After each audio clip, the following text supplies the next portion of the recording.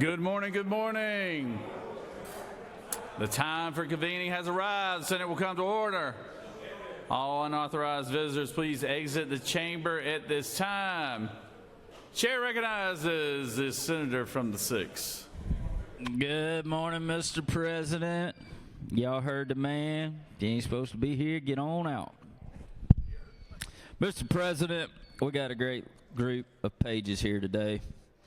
Out of Atlanta, I got Rohan Bernard. From Marietta, we have Thomas Bonfini. From Smyrna, Alexander Clayton. Also from Smyrna, we have Nolan Klein. From Buford, Mary Margaret Cooper. From Perry, we have cousins James Goff and Sarah Golden. From Atlanta, we have Malachi Goodman and Bryce Holt. From Decatur, we have Lily Kelball. From Atlanta, Kingston McDonald. From Duluth, Arjun Pasham. From Alpharetta, Violet Purcell. From Powder Springs, Dominic Story. From Mapleton, Eduardo Todd. From Clarksville, William Warnock. And from Dallas, we have Bella Winkowski. Y'all give these pages a big round of applause. We appreciate you being here, serving the great Senate and the great state of Georgia. Mr. President, the journal has been read and found to be correct, so I move we dispense with the reading of the journal.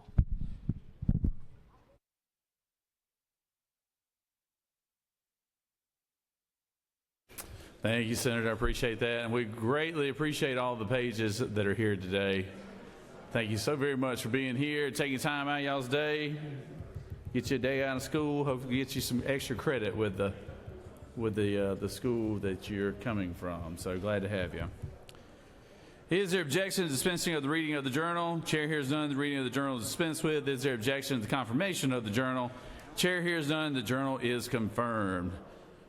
All senators who have bills and resolutions to introduce, please bring them to the Secretary's desk at this time. First reading and references of Senate bills and resolutions. Secretary. Senate Bill 479 by Senators Kemp of the 38th and others. A bill to be entitled an act to amend Subpart 2 of Part 1 of Article 16. Senate Bill 480 by Senators Albers of the 56th and others. A bill to be entitled an act to amend Article 3 of Chapter 5 of Title 16 of the Official Code of Georgia. Judiciary.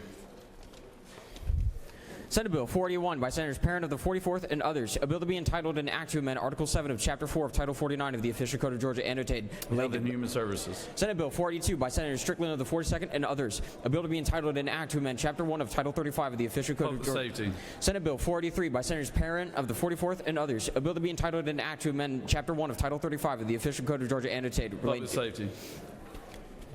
Senate Resolution 729 by Senators Jones II of the 22nd. A resolution commending and honoring former President Barack Obama during Black History Month. Mr. President, that completes the order.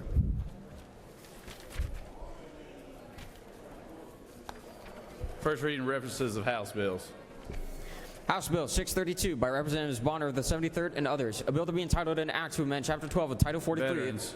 House Bill 657 by Representatives Hagan of the 156th and others. A bill to be entitled an act to amend Title 37. Health and Human Services. House Bill 676 by Representatives Clifton of the 131st and others. A bill to be Judiciary.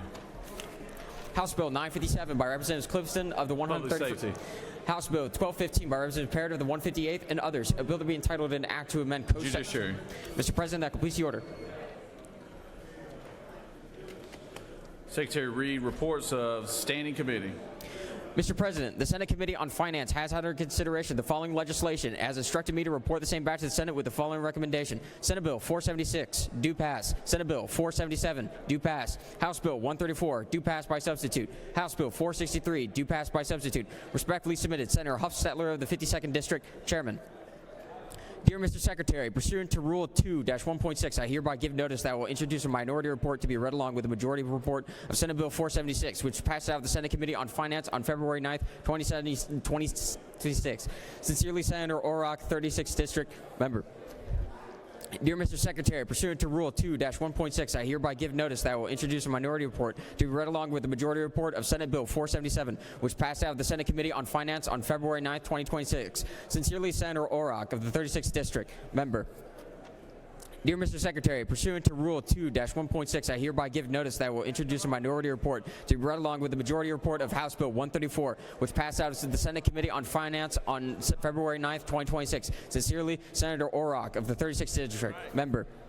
Dear Mr. Secretary, pursuant to Rule 2-1.6, I hereby give notice that I will introduce a minority report to be read along with the majority report of House Bill 463, which passed out of the Senate Committee on Finance on February 9, 2026. Sincerely, Senator Orrock of the 36th District, member. Mr. President, the Senate Committee on Rules has had under consideration the following legislation as instructed me to report the same back to the Senate with the following recommendation. Senate Bill 395, due pass by substitute. Respectfully submitted, Senator Brass of the 6th District, Chairman. Mr. President, the Senate Committee on State and Local Government Operations General has had under consideration the following legislation as instructed me to report the same back to the Senate with the following recommendation. Senate Bill 437, due pass by substitute. Respectfully submitted, Senator Dixon of the 45th District, Chairman. Mr. President, that completes the order.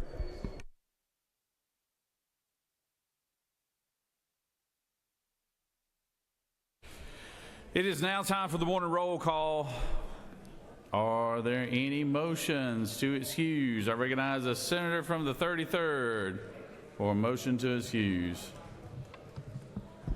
Thank you, Mr. President, and good morning, y'all. I ask for unanimous consent to excuse the senators from the 5th and the 7th for business outside the Capitol. All right, 5th and the 7th for business outside the camp. Without objection, the senators are excused. Recognize senator from the 31st. Good morning, Mr. President. I ask unanimous consent to excuse the senator from the 56th for business outside the Capitol. Without objection, the senator from the 56th is excused. Recognize the senator from the 22nd. Thank you, Mr. President. Ask for unanimous consent to excuse the senator from the 41st for business outside the Capitol. Without objection, the senator from the 41st is excused.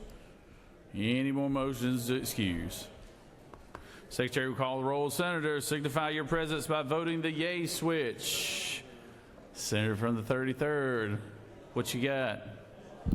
39th, the 7th, 39th, 7th, 44th Hold on. for business 39, outside the 7th, calendar. 44. How many? That's it. That's it? Yes, sir. Thank you. All right, without objection, they're excused. Signify your presence by voting the yay switch. Secretary will unlock the machine.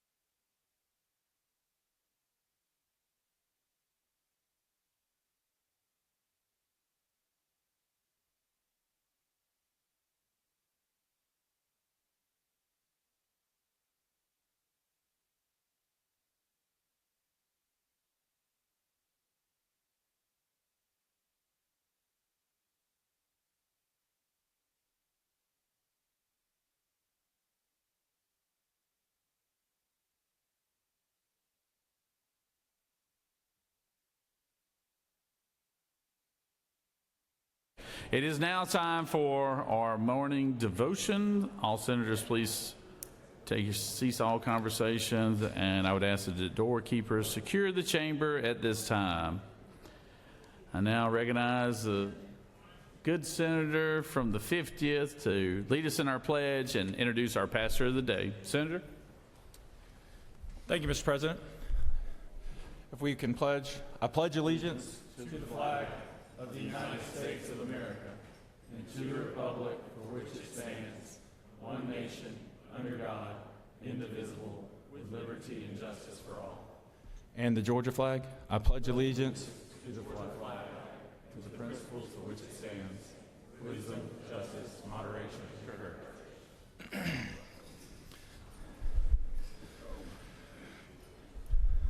Thank you, Mr. President, and members of the Senate. It's an honor today to introduce my pastor, Purpose Church, which is a little church behind the fire station off of Habersham Mills Road in Habersham County.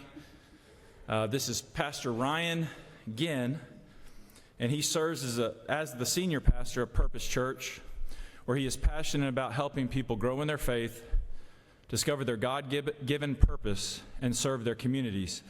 His ministry is centered on sharing biblical truth, strengthening families, and reaching the next generation with hope and encouragement. Under Pastor Ryan's leadership, Purpose Church actively serves Northeast Georgia through outreach events, youth initiatives, family programs, and partnerships with local schools and organizations. He believes the church is called to be a light in the community by meeting both spiritual and practical needs while demonstrating the love of Christ through service and unity. Pastor Ryan serves alongside his wife, Kayla, who's here today, in ministry and leadership. Together, they are devoted to investing in families and encouraging people to live lives marked by faith, generosity, prayer, and service to others. He also serves on the Habersham County Boys and Girls Club board, where he helps support programs that provide mentorships, leadership development, and positive opportunities for local youth.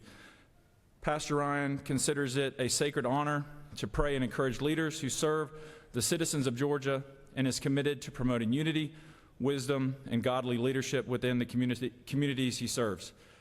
On a personal note, Pastor Ryan came to Habersham County 2 years ago.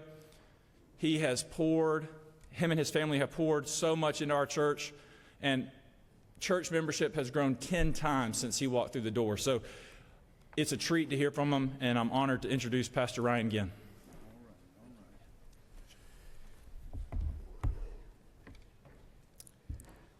Man, what an honor it is to be here today. I am very, very grateful for this opportunity. And I just want to tell each of you that it's an honor and a privilege to be able to share a moment of courage with every single one of you here today, because I know this is a humbling experience to stand before men and women that are entrusted with leadership that shapes families, communities, and the future of this great state of Georgia. I also want to take a moment and just tell you that I've been married now for 20 years. My beautiful bride and my family are here today, and man, I'm honored. The kids were looking forward to skipping school and being a part of this today, so I'm joined here by my beautiful bride, Kayla, my son, Eli, and my daughter, Ellie, and I'm so thankful for them being here today. And of course, you know, with this opportunity, Senator Bo Hatchett, it's a privilege that he would ask me to do this, but on top of that, I can tell you this from personal experience, just getting to know Senator Bo over the last year or so, is that he leads with integrity and trust, and I'm thankful for your leadership. Thank you very much. You know, I stand here today not only as a pastor, but as someone who believes in true wisdom, who believes in strength, and also believes in guidance, ultimately, that comes from God. Scripture actually speaks on this. In Proverbs 11, verse 14, it says, "Without wise counsel, a nation falls, but in abundance of counselors, there is safety." In other words, God's word teaches us that leadership was never meant to be carried alone. It wasn't meant to be done by yourself. Leadership flourishes when it's grounded in wisdom, when it's surrounded by godly counsel, and it's guided with and by humility. You know, the decisions made in this chamber carry a tremendous influence. They impact real people. They impact real families and real communities. And leadership is not simply about authority or a position, but rather leadership is a stewardship given by God, a responsibility to serve the people, a responsibility to pursue what is right and to protect the future of those who are called to lead. You know, one of the greatest things about Scripture that I love is that Jesus Christ himself even came to earth to serve and not be served. And I'm so thankful for the opportunity to be here today to speak to men and women like yourself that are honored to serve this great state of Georgia. You know, another powerful truth is found in Scripture in Micah chapter 6, verse 8, and it says this: He has shown you what is good, and what does the Lord require of you? He requires you to act justly. He requires you to love mercy and to walk humbly with your God. You know, these are not just leadership suggestions necessarily, but there are spiritual principles that have shaped strong and faithful leadership throughout history. What does it mean to act justly? Well, I can tell you, it means seeking what is right according to God's word, to God's standard of truth, a justice that brings truth and protects communities. What does it mean to love mercy? Well, it means to remind us that leadership is not only about laws and policies, but it's also about people being created in the image of God. And behind every decision in life, or should I say in every decision, there is a life that matters to Him. Mercy allows us to lead with strength while also leading with compassion. To walk humbly with God reminds us that no leader carries ultimate wisdom on their own. As a matter of fact, as a child, I've been praying this all my life, and I know many of you in this room, you do this because of the weight that you carry. I pray for wisdom daily. I pray that God gives me wisdom to carry that out and to do the right thing. You know, leadership often carries a weight that very few people see. Public service, it requires sacrifice, long hours, difficult decisions, and even conversations. And in those moments, human strength that can't be done alone. And that's where we lean on a scripture that you probably heard majority of your life in any church service or any Bible that you've read, is Isaiah chapter 40, verse 31, that those who hope in the Lord will renew their strength. They will soar on wings like eagles. They will run and not grow weary, and they will walk and not faint. That promise reminds us that as leaders we seek God, and if we do, He provides clarity, He provides strength, but senators, He also provides endurance. My encouragement today is simply this: lead with integrity, because God sees both public decisions, but He also sees our private character. Serve people faithfully, because leadership is a calling to care for other people. Seek God's wisdom before making decisions that affect the lives of so many, and remember that leadership has the power to reflect God's word, but also God's justice, compassion, and truth to the people you serve. Your service matters. Your leadership matters. And the influence you carry gives the opportunity to impact the lives of so many that reach far beyond this chamber. Thank you for all that you do. I sincerely mean that. Thank you for what you do for the state. We absolutely are a part of one of the greatest states in this nation, and I'm so thankful. Let us pray. Heavenly Father, we thank you for this day and for this opportunity together in this place of leadership and responsibility. And we thank you for every individual here and for the calling you have placed on their lives to serve the people of Georgia. Lord, we ask that you grant them wisdom as they make decisions that affect their cities, their towns, and families across this state, and give them clarity in moments of complexity, unity in times of disagreement, and also peace when the weight of responsibility feels heavy. Strengthen them with leadership that feels at times demanding, but also encourage them when the progress feels slow. Surround them with wise counsel, sound judgment, and hearts to be committed to what is right. And Lord, guide this legislative body to make the decisions that promote justice, compassion, and the well-being of all the people throughout this state of Georgia. We thank you for your presence, your guidance, and your grace. It's in your precious name we pray. Amen.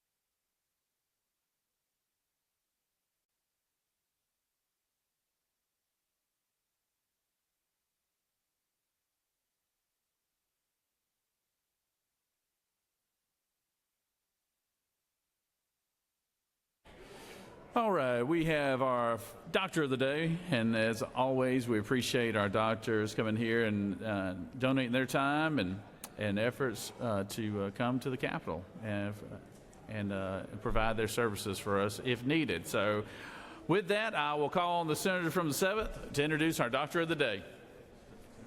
Thank you. I have the pleasure of introducing the Doctor of the Day from my district. Dr. Indran B. Indra Krishnan is a nationally recognized gastroenterologist at Gwinnett Digestive Clinic, PC, in Lawrenceville, Georgia.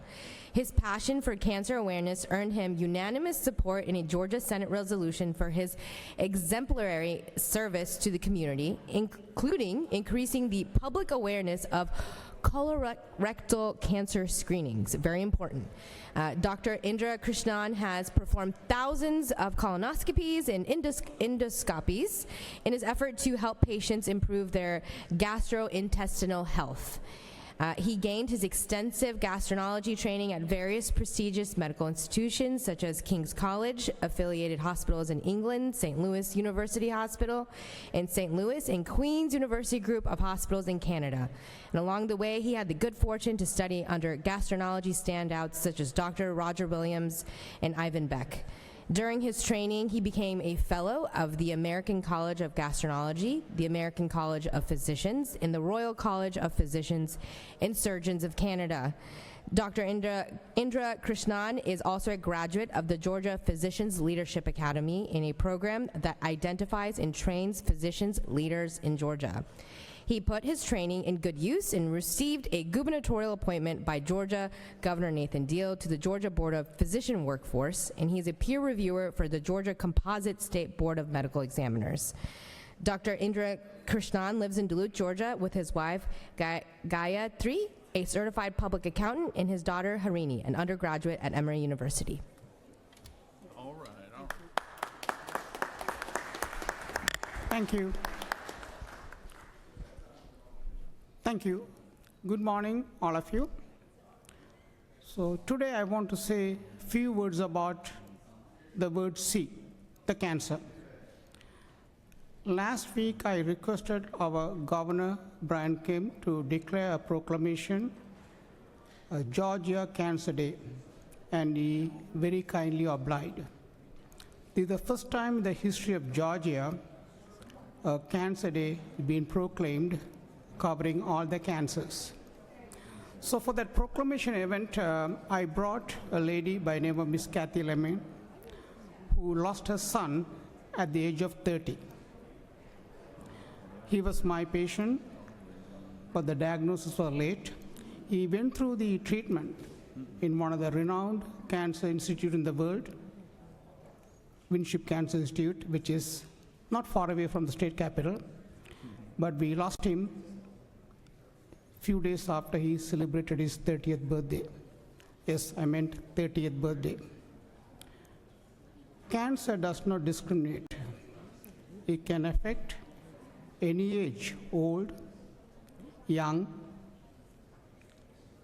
any ethnicity, whether you're from the rural area or urban, rich or famous, it doesn't matter. We, all of us, are at the risk of cancer. There are certain cancers which physicians call a death sentence, where detecting early is not going to help. Their lifespan is not going to be changed. But on the other hand, there are few common cancers which, if detected early, we can change their life for better and in fact even cure them. I want to say a few words about those cancers. Number one is breast cancer. Doing a mammogram on a regular basis would help detecting the breast cancer early. Then colon cancer, which is in my department. Colonoscopy saves lives. And the people who don't like colonoscopy, there's a relatively new test called Cologuard, where they do the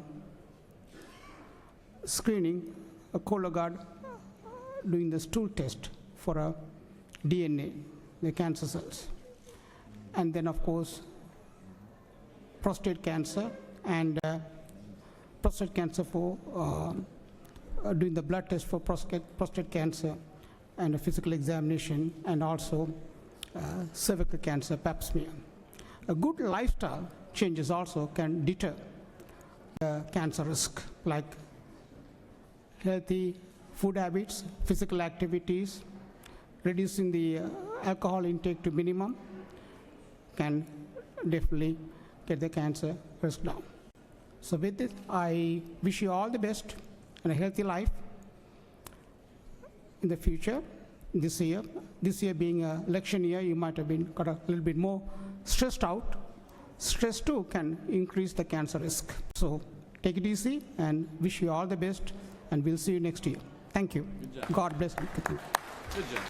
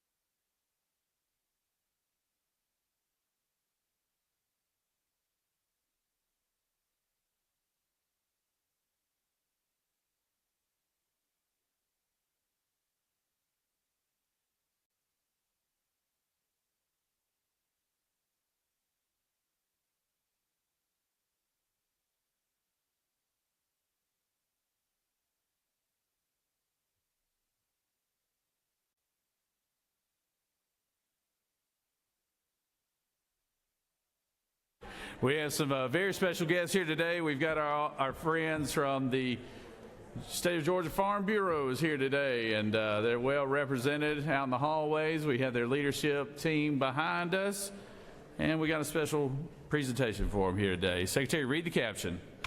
Senate Resolution 630 by Senators Goodman of the 8th and others. A resolution recognizing February 10th, 2026 as Georgia Farm Bureau Federation Day at the Capitol and for other purposes. Whereas from its humble beginnings in Northwest Georgia, the Georgia Farm Bureau Federation has grown to 158 county chapters with a current membership of 235,000 led by volunteer farmers. Now therefore be it resolved with the Senate that the members of this body recognize February 10th, 2026 as Georgia Farm Bureau Federation Day at the state capitol.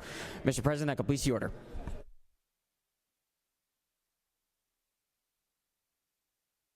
Is there objection to the adoption of the resolution? Chair hears none, and the resolution is adopted. I would like to call upon the good senator from Coxdale, Georgia, from the 8th district of this great state of Georgia, the Ag chairman himself, Mr. Russ Goodman. Come on up here.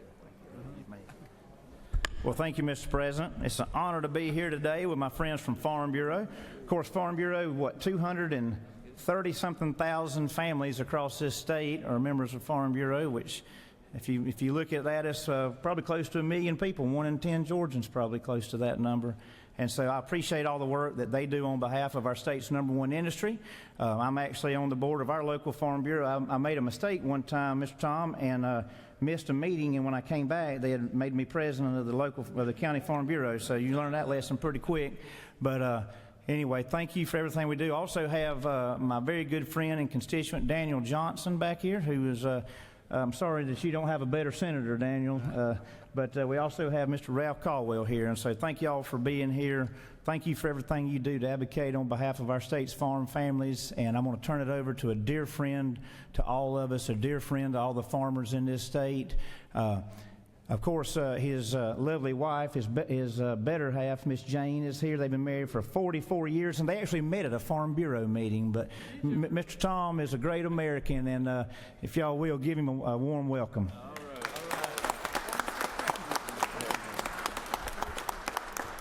Thank you, Mr. Chairman. Thank all of y'all. Real quick, I'm not going to stand up here all day, but we want to tell y'all thank you for what you do for agriculture. Always keep in mind the profitability of farms in this state. High input prices and low commodity prices has got your farmers in a pretty rough state right now. Keep in mind that agriculture is the largest contributor to the economics of Georgia. What we contribute gives y'all all the money y'all get to spend while you sitting in this chamber and send back home. Thank you for what you do. We just want y'all to know how important ag is. At lunch at 12 o'clock, we have about 600 people from all over the state of Georgia. There's one from each and every one of y'all's districts. Some of them are up in the gallery right now. They vote. This is an important election year, and y'all all know it. This chamber may not even look the same after November. I spent 26 years in that chamber on the other side of the Capitol, and I understand how important elections are. Good luck to all of y'all that are running, and we appreciate what you do for agriculture. Come eat dinner with your people that actually go in a voting booth and click the button for each and every one of y'all. Thank you very much.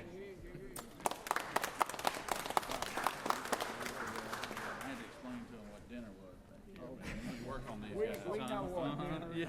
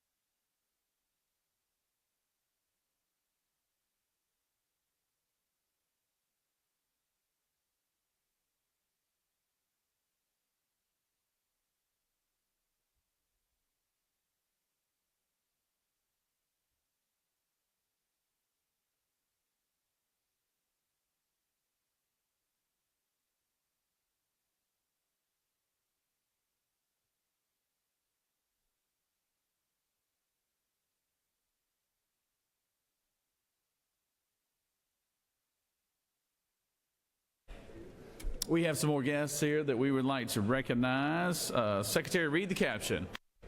Senate Resolution 660 by Senators Jackson to the 41st and others. A resolution recognizing February 10th, 2026 as Interfaith Children Movement Day at the Capitol and for other purposes. Whereas rooted in faith values and guided by principles of equity, justice, and human dignity, ICM works to ensure that all children in Georgia, regardless of income, race, geography, or background, have access to opportunity, stability, and well-being. And whereas ICM engages in legislative advocacy, policy analysis, coalition building, and civic engagement to address structural barriers impacting children and families.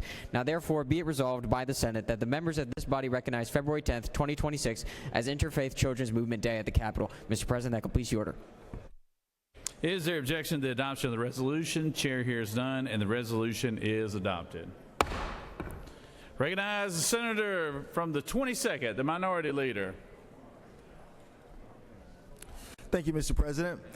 I rise today on behalf of Senator Kim Jackson, recognizing February 11, 2025 as the 14th annual day at the state capitol for the Interfaith Children's Movement. Since 2001, the Interfaith Children's Movement has brought together people of faith from across our state. Since 2001, the Interfaith Children's Movement has brought together people of faith from across our state to advance policies to improve child well-being, promote justice, and expand opportunity for Georgia's children. Their work has helped move real protections forward, from access to health care, meaningful juvenile justice reforms, and has strengthened collaboration between community leaders, advocates, and policymakers. Quite frankly, colleagues, this is the type of organization that represents the kind of steady, service-driven leadership our children and families need. And today, to actually say a few words, is the executive director of the Interfaith Children's Movement, Reverend Cassandra Henderson. And she has actually brought students here with her today, and I believe there are over 200 students with us, and some are in the gallery. Could we please give a warm welcome to our students in the gallery, and please stand of the Interfaith Children's Movement. Thank you. Reverend Henderson. Good morning, friends. Mr. President, Minority Leader Jones, members of this esteemed body, we are so grateful for the recognition of our movement and the work of our movement that is grounded and rooted in a simple truth, that how we treat children tells the story of who we are and who we are becoming. For 25 years, our movement has been telling a great story about children in our state. But this story gets deeper and grows very strong if we work together. Georgia has become known as a great place to do business, and we believe that Georgia can also become known as being a great place to raise a family. But we must work together in order to make that happen. Right now, when people are in need, they come to two institutions first, to the government and to communities of faith. Now, I understand that we have stipulations that keep our work divided, but that is about proselytizing, not healthy partnership.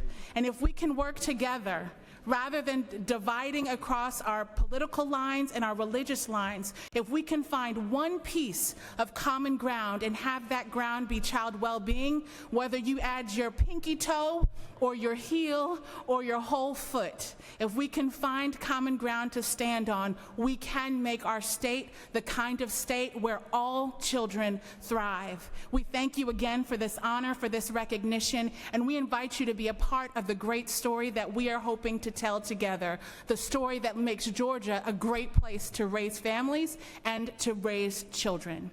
Thank you again. All right. Good job.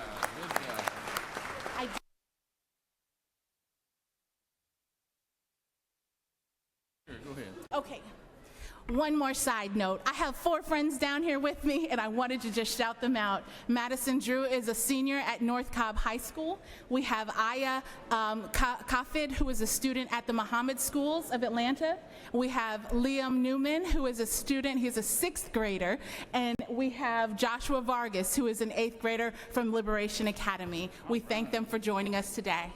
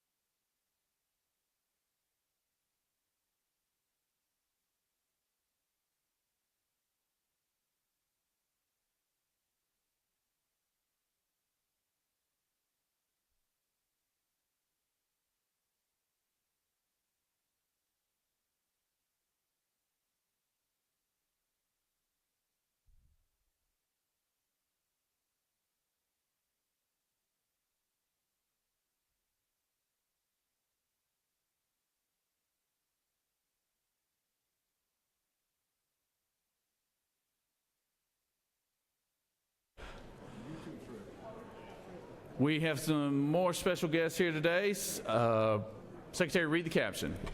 Senate Resolution 727 by Senators Anderson of the 43rd and others. A resolution recognizing the ETA Omega chapter of Omega Psi Phi Fraternity Incorporated and for other purposes. Whereas the ETA Omega chapter of Omega Psi Phi Fraternity Incorporated was founded in Atlanta, Georgia on December 1st, 1919, and was the first of any Black Greek letter organization to be founded and chartered in the state of Georgia. And whereas ETA Omega was comprised of brothers upholding the principles of Omega at Atlanta University, Clark University, Morehouse College, Gammon Theological Seminary, and college graduates in the Atlanta area. Now therefore be it resolved by the Senate that the members of this body recognize the ETA Omega chapter of Omega Psi Phi Fraternity Incorporated, commend the chapter's long history of public service, and extend best wishes for the organization's continued success. Mr. President, that completes the order.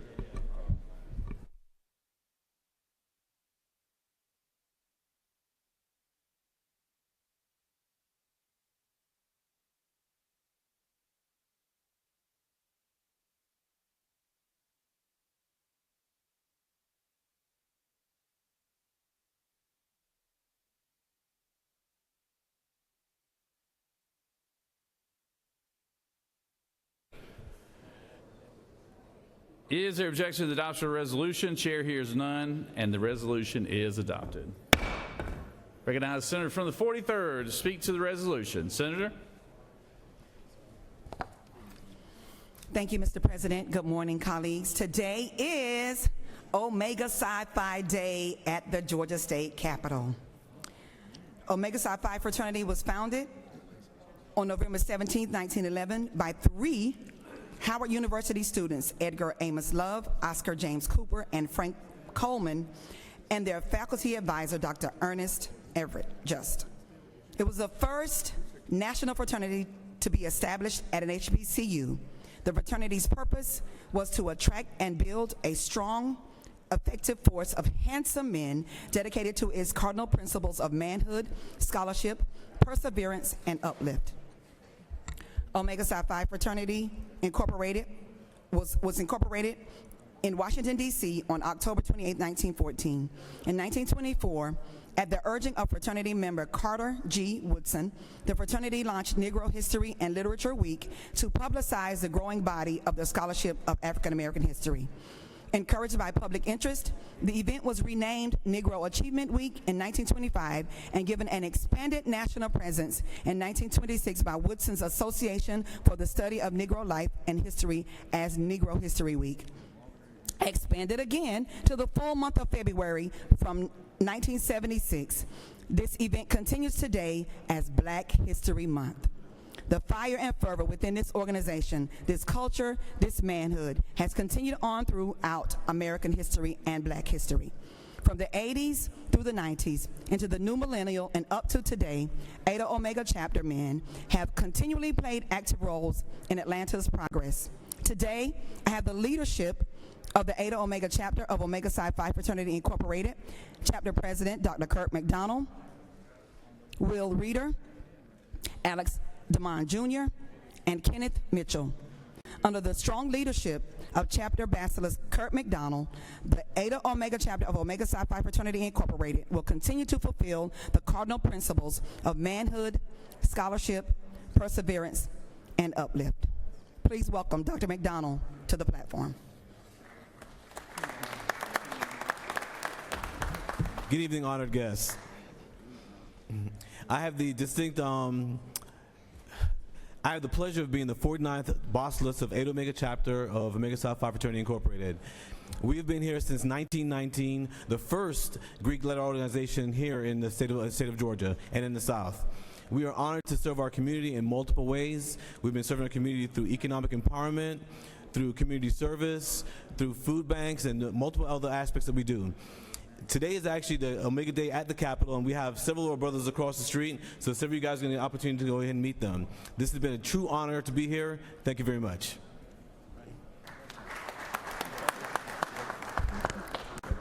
Additionally, I have to give a acknowledgement to Trooper Burgess, who serves at our welcome desk. He's a member of Omega Psi Phi Fraternity Incorporated, so if you see him, speak to Trooper Burgess and congratulate him. Thank you. It's nice to meet you. Get a picture. Yeah, glad to have y'all.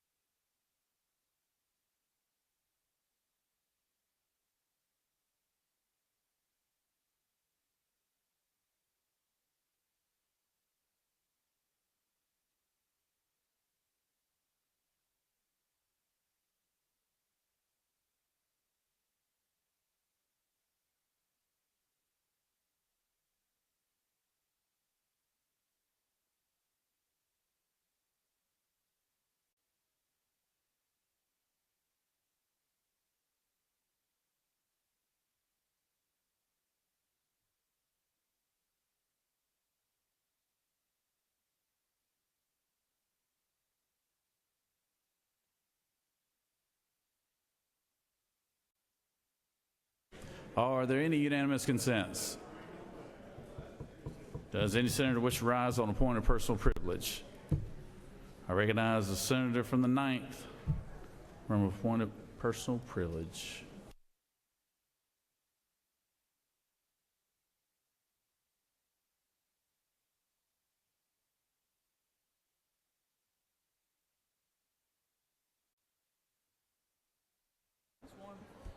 It was so good, I forgot to come up here yesterday and say my words. No, I was busy. Thank you, Mr. President. And I want to thank you all for the wonderful birthday wishes yesterday. I had a fantastic day. So I rise today in honor of Black History Month. And it is my honor to do a personal point of privilege for Harriet Tubman. Harriet Tubman was born into a system that treated human beings as property and called that injustice legal. Through the Fugitive Slave Act, the federal government empowered slave catchers to hunt down Black people and return them to bondage. Harriet Tubman rejected the legitimacy of that system outright. She did not wait for permission to do what was right. Instead, she risked her life to guide enslaved people to freedom, believing that no law which dehumanizes human beings deserves obedience. Today, ICE operates under a different legal framework, but many of the tragedies we witness echo the same history. Families are separated, people are detained for years without certainty or compassion. Individuals fleeing violence or poverty are treated as threats rather than human beings. Raids spread fear through schools, workplaces, and churches. Like the slave patrols of the 19th century, modern immigration enforcement disproportionately targets vulnerable communities and relies on surveillance, detention, and force, justified by a claim that they are executing the law. But history is clear. They were not just executing the law then. They were humane and cruel executions of the law, just like we're seeing now. The Underground Railroad was not merely a network of routes.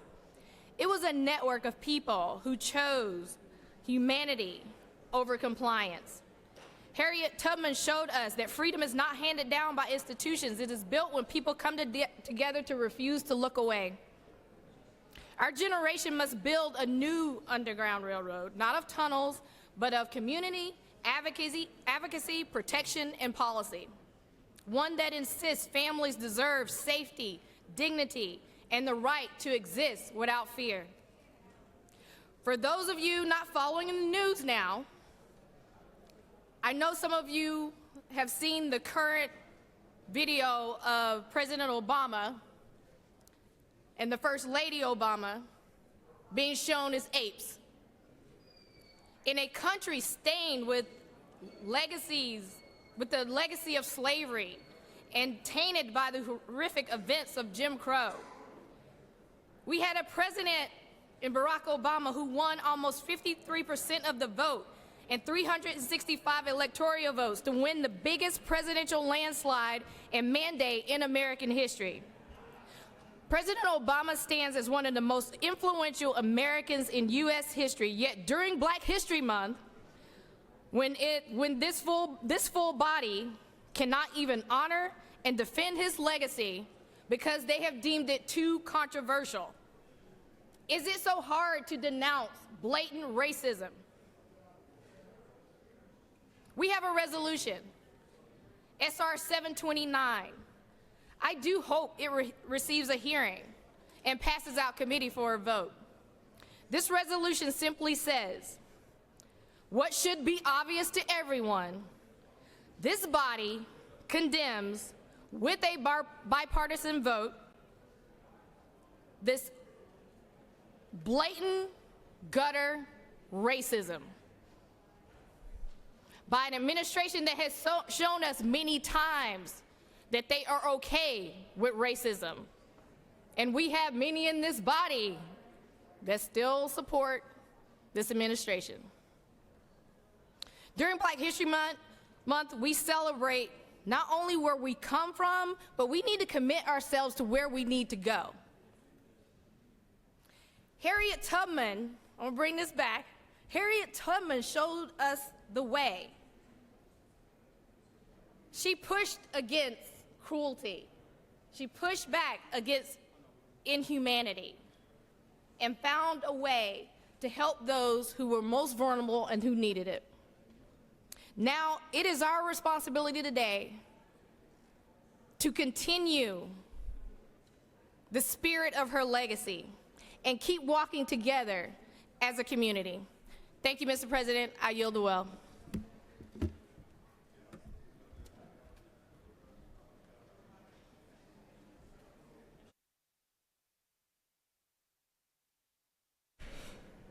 Recognized Senator from the 2nd.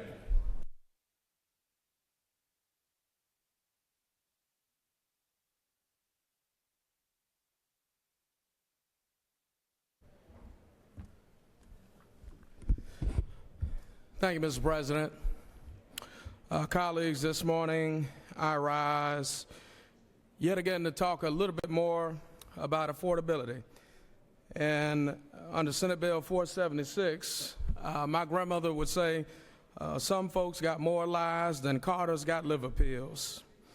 And in Senate Bill 476, it's got some good stuff inside of the bill. But, Mr. President, I want to draw my colleagues' attention this morning to Part 4, Section 4-1, lines 127. When we talk about affordability and we talk about affordable housing in this state, this bill will decimate affordable housing. And so where we talked about we want to help folks get in homes and to stay in homes, this bill will not allow folks to do that because it is going to reduce the amount of qualified credits that will be available for affordable housing to be built.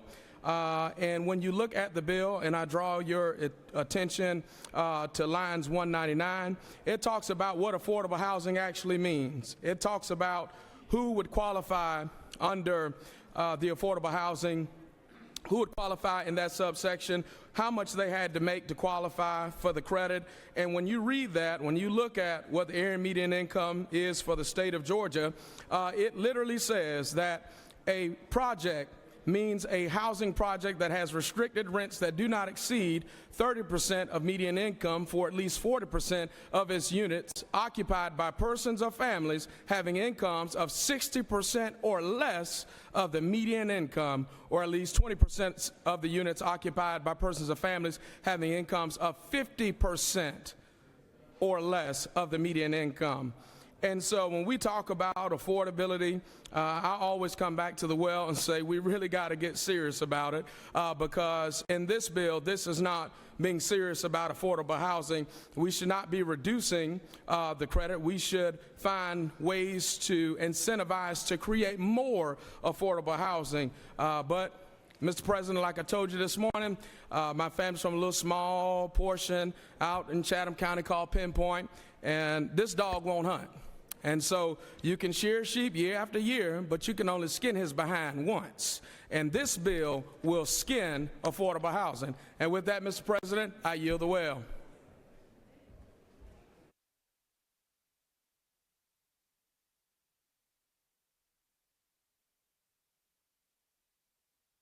Recognize the senator from the 8th. I believe he has some special guests here on the floor.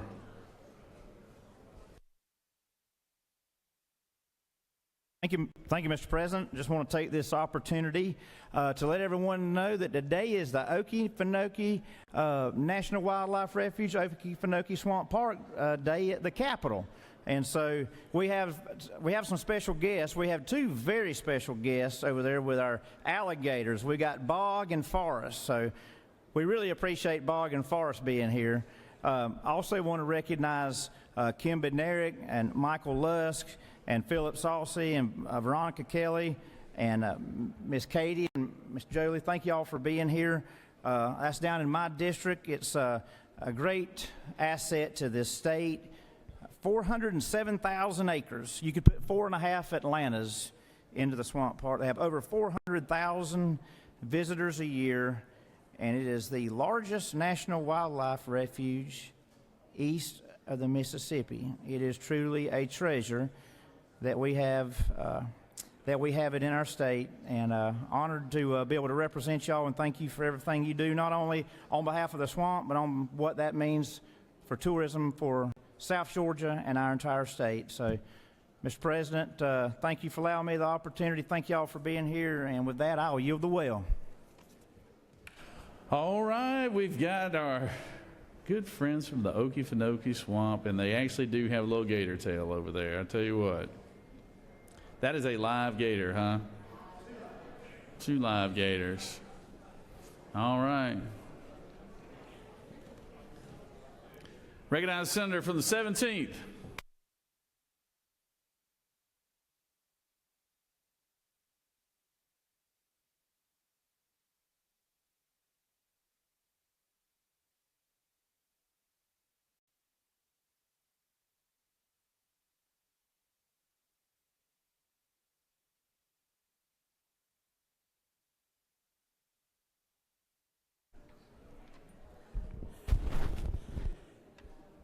Thank you very much, Mr. President.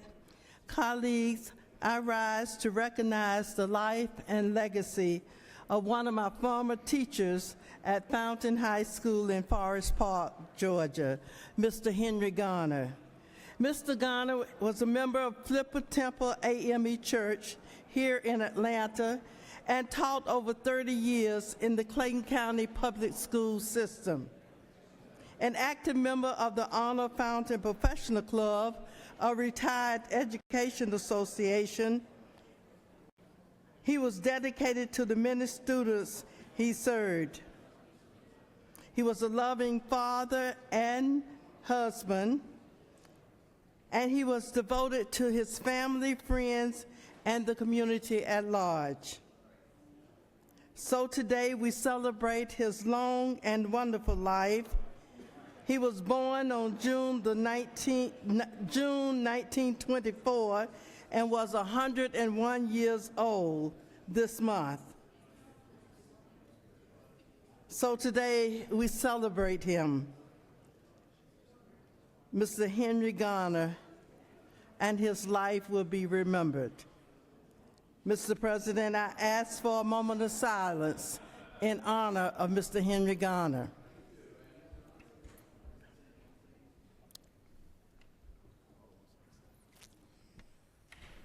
Sorry about that, Senator. Senators asked that this body rises for a moment of silence.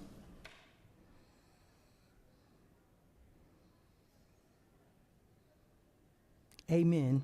Thank you, and I yield the well. Thank you, Senator. Recognize the Senator from the 14th.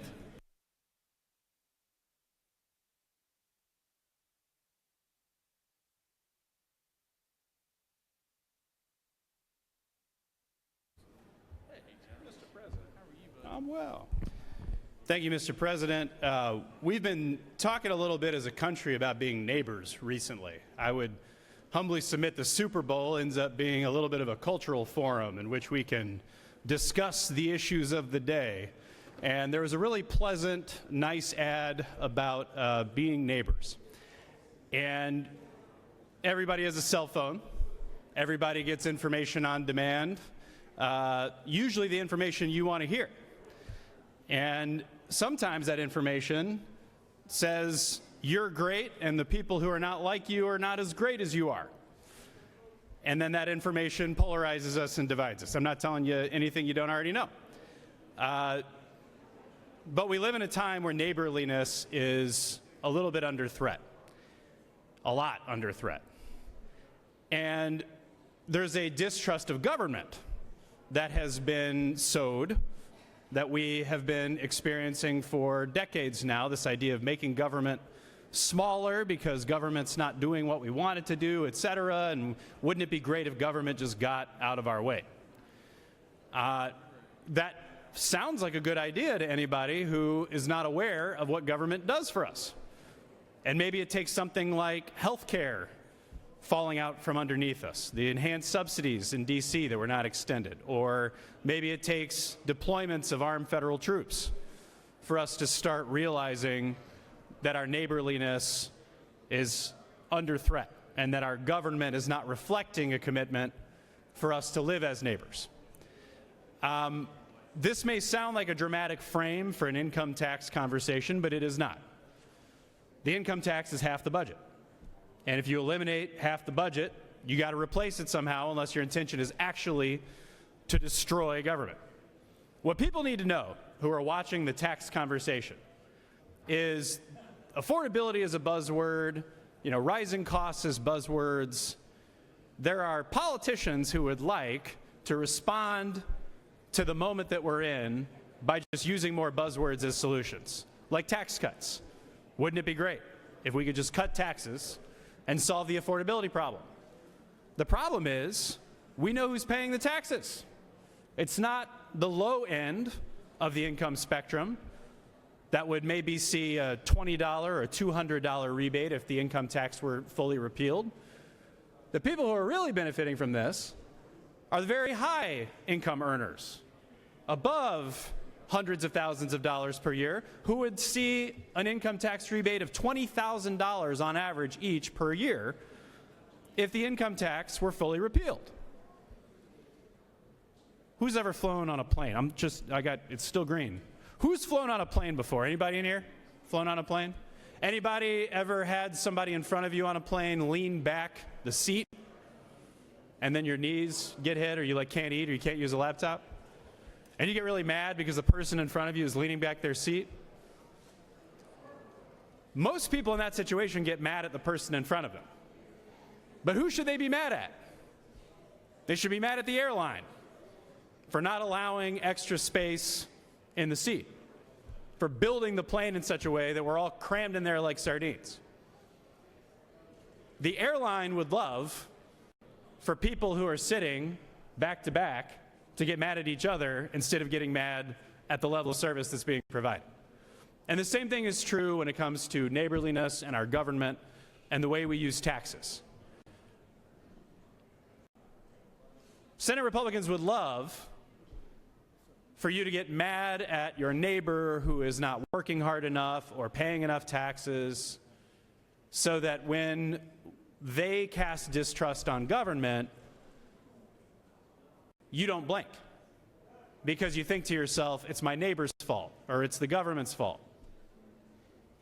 The reality is that income tax repeal is just a sales tax hike, and it is a scam designed to make you distrust your neighbor and distrust your government. Because it doesn't become obvious until your health care subsidies fall completely away, or your housing is completely unaffordable and the government's doing nothing about it, it doesn't become obvious until those moments how important government actually is. So the warning to voters paying attention to this income tax debate is, in 2026, Republicans are going to tell you that repealing income tax is a way for you to save $200 or $20. But what's really happening is they'd like to defund the entire government, and they'd like to give their rich buddies $20,000 back and act like they're doing you a favor. Thank you for your rapt attention. Thank you so much for participating in my speech act. It's lovely to see all you senators and everybody in the gallery today. Thanks, Mr. President. Recognize the senator from the 34th.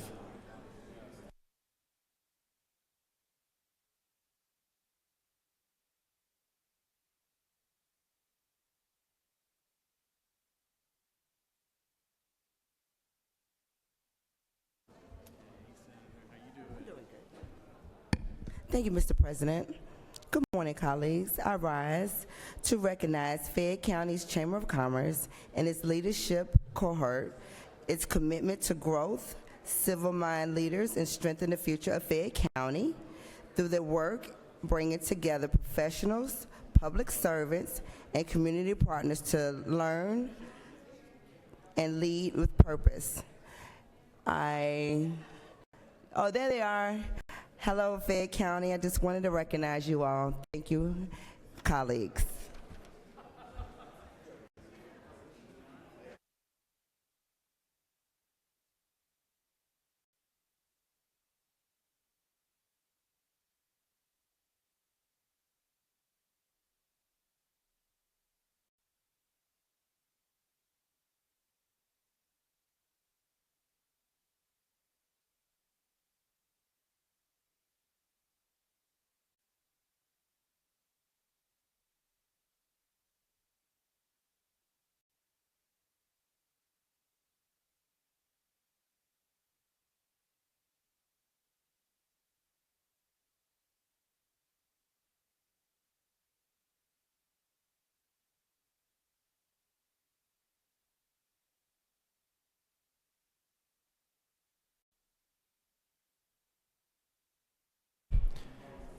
Chair recognizes the senator from the 16th for a point of personal privilege.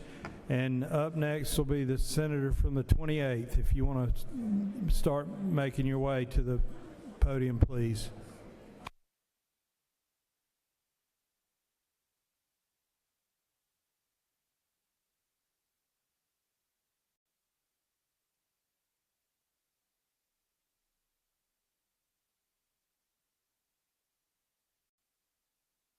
All right, Chair will recognize the senator from the 43rd for a point of personal privilege. And if the doorkeepers would please help the senator from the 28th make her way to the front.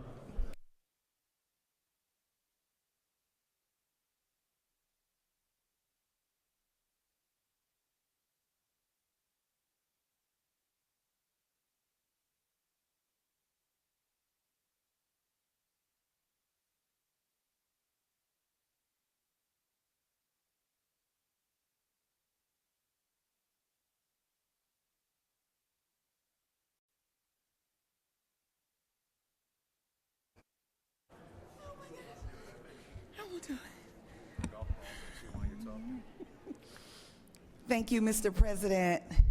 Good morning, colleagues. I want to recognize Newton County Industrial Development Authority Day is today at our state capitol. Along with me is a gentleman from the 42nd. See, these numbers mix me up. The gentleman from the 42nd, as we share the wonderful county of Newton. Along with the Newton County Industrial Development Authority today, we have our Newton County Farm Bureau and Georgia Technical Piedmont College. Our sponsors for today are Archer, Meta, Rivian, Snapping Shoals, Thomas & Hudson, and Verescence. We have gifts for you if you will drop by Capitol Room 125 to get this wonderful towel. Ah, ooh, ah. Thank you, Kay. Ooh, ah. And the thing that you all love the most, the wonderful Bridgestone in Newton County golf balls. I would like to thank the senator from the 42nd for being Trana White. Thank you.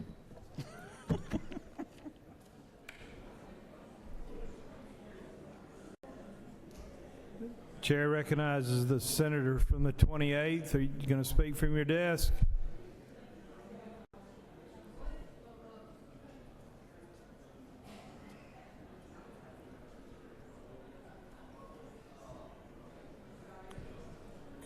I did want to come up and speak, but no walker, no scooter, they just disappeared. So thank you very much for allowing me to speak. I wanted to be up there because we have hundreds of our citizens who are having problems with HOAs that are here today, and I wanted to recognize them. They're dedicated, to hard work every day, and they want to keep the roof over their heads. Housing represents basic dignity and scrutiny for families, seniors, veterans, and working people who often risk losing everything because of policies that lack fairness and compassion, namely the predatory HOAs and COAs and PPAs. Yes, I said predatory because they are working to foreclose on people, especially those who have already paid for their houses, because they get much more. And as we did our research, we realized that most of the people that are going on the courthouse steps and purchasing these HOA homes are corporate or international. They have never even been in this state of Georgia. They've never been in that neighborhood, and they have nobody in that neighborhood. They have a management company that they're working with, so they find this out. We need to do something on so many different issues, and there are many bills now that many of the senators in this room and over in the House have introduced to stop the foreclosure on people's American dream, their home. And we want to also make HOAs accountable, and it's no regulations on them. It's nothing but the covenant that people have to sign when they're closing for that property. They sign it, and most of them don't even know what it is or why they're doing it. They're just told they have to do it to buy that house.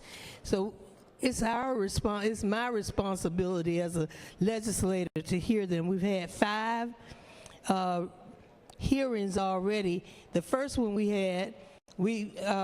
had standing room only, and we had to reschedule, and each time we had to have people in the hallways looking at what we were doing inside because the fire marshals would not allow anybody else in those rooms. In other words, it's not just my constituents, it's all of our constituents. We found out it's not this neighborhood or that, it's happening all over in all 159 counties. Please help us on this. And I'd like to recognize if we still have people, some people up in the gallery that are here today, so please stand. And they're over in the house in the gallery. Please give them a round of applause because they took time off today. Thank you for taking time off and coming and staying with us, and come down and call some of your legislators out and talk to them personally because they would love to hear just exactly what's happening in their communities. So I end by encouraging all of the legislators on the House and Senate side to take another look at what's going on, because housing stability strengthens communities, and strong communities strengthen Georgia. So on this HOA Day, let us recommit ourselves to justice for every homeowner and tenant in our state. Thank you for listening and knowing that it is a horrible situation going on, and we must do what we can to stop it. Pass these bills. Thank you. Thank you, people, for coming today. Chair recognizes the senator from the 25th for a point of personal privilege.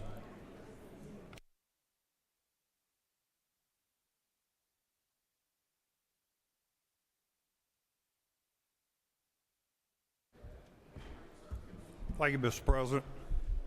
It gives me great honor to come and recognize the Logger of the Year, who happens to be from Butts County. If you want to know what real work is in the state of Georgia or anywhere, you talk to a logger. Mr. Cornelius Toby McDowell is over here on the wall. I'd like to invite any of you to come over and speak to him, shake his hand, thank him for the hard work. Timber industry is a big industry in Georgia, as we all know, and what he does every day is putting his life on the line and out there working hard to make a living and to promote the great state of Georgia. If y'all would come over, and I have a resolution and recognizing him as the Logger of the Year. I have Senator Lee Anderson over with him. Senator Anderson introduced the Logger of the Year last year. So thank you again. If I could get him a warm round of applause, please. Thank you.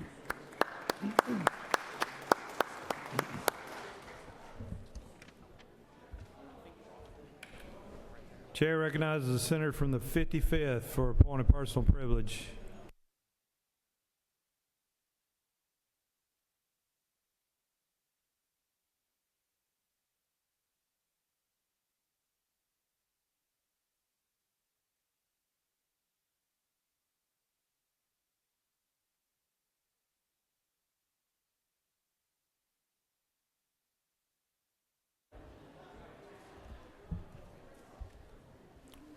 Mr. President, I rise to recognize Black history as it unfolds even before our eyes today.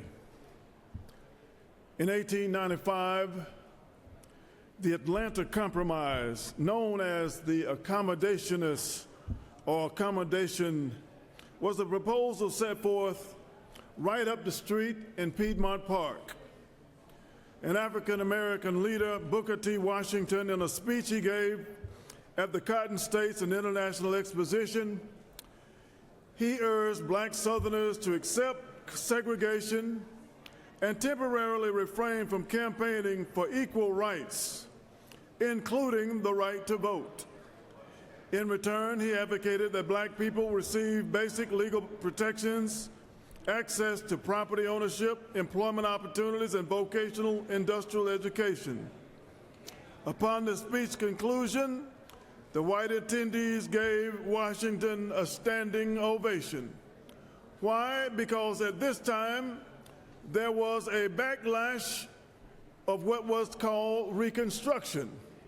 There was an attempt to give the formerly enslaved Black Americans an opportunity to fully participate in the American dream. But that dream was cut short as people began to dehumanize African Americans, to have mass violence, to have lynchings, and to have all types of injustices in play put upon those of color.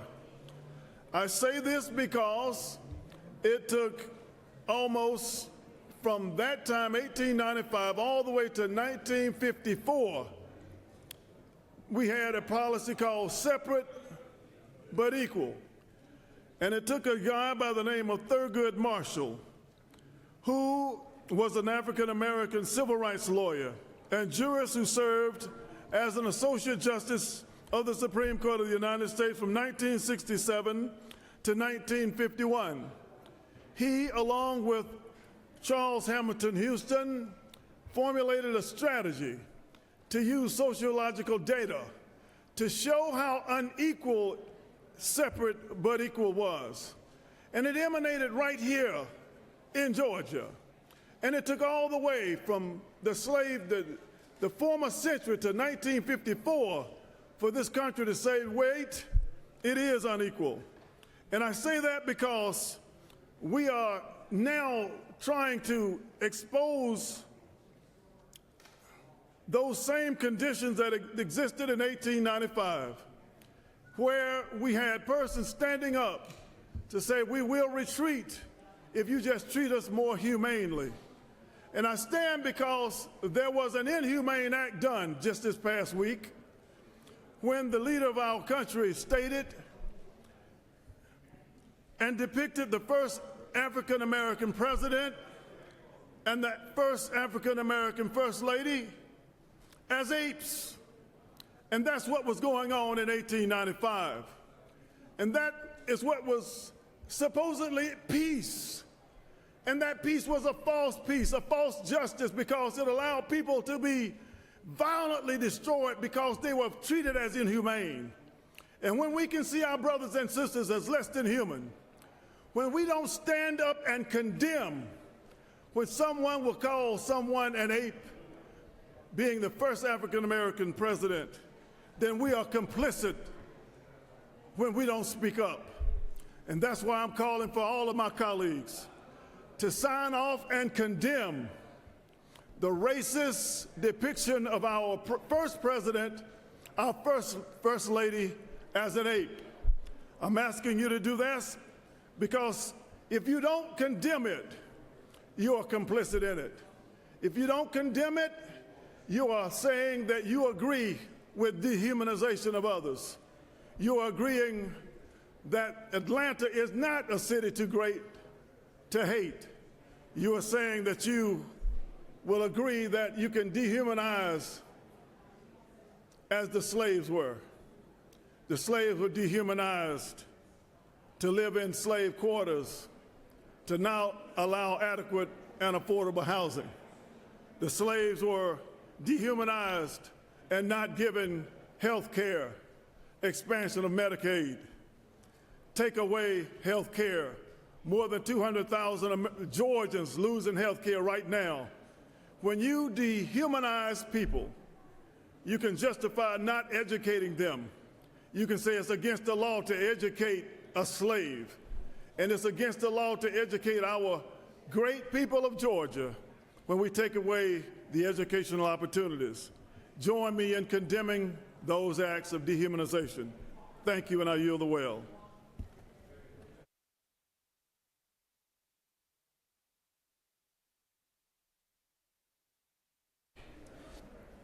Chair recognizes the senator from the 36th for a point of personal privilege.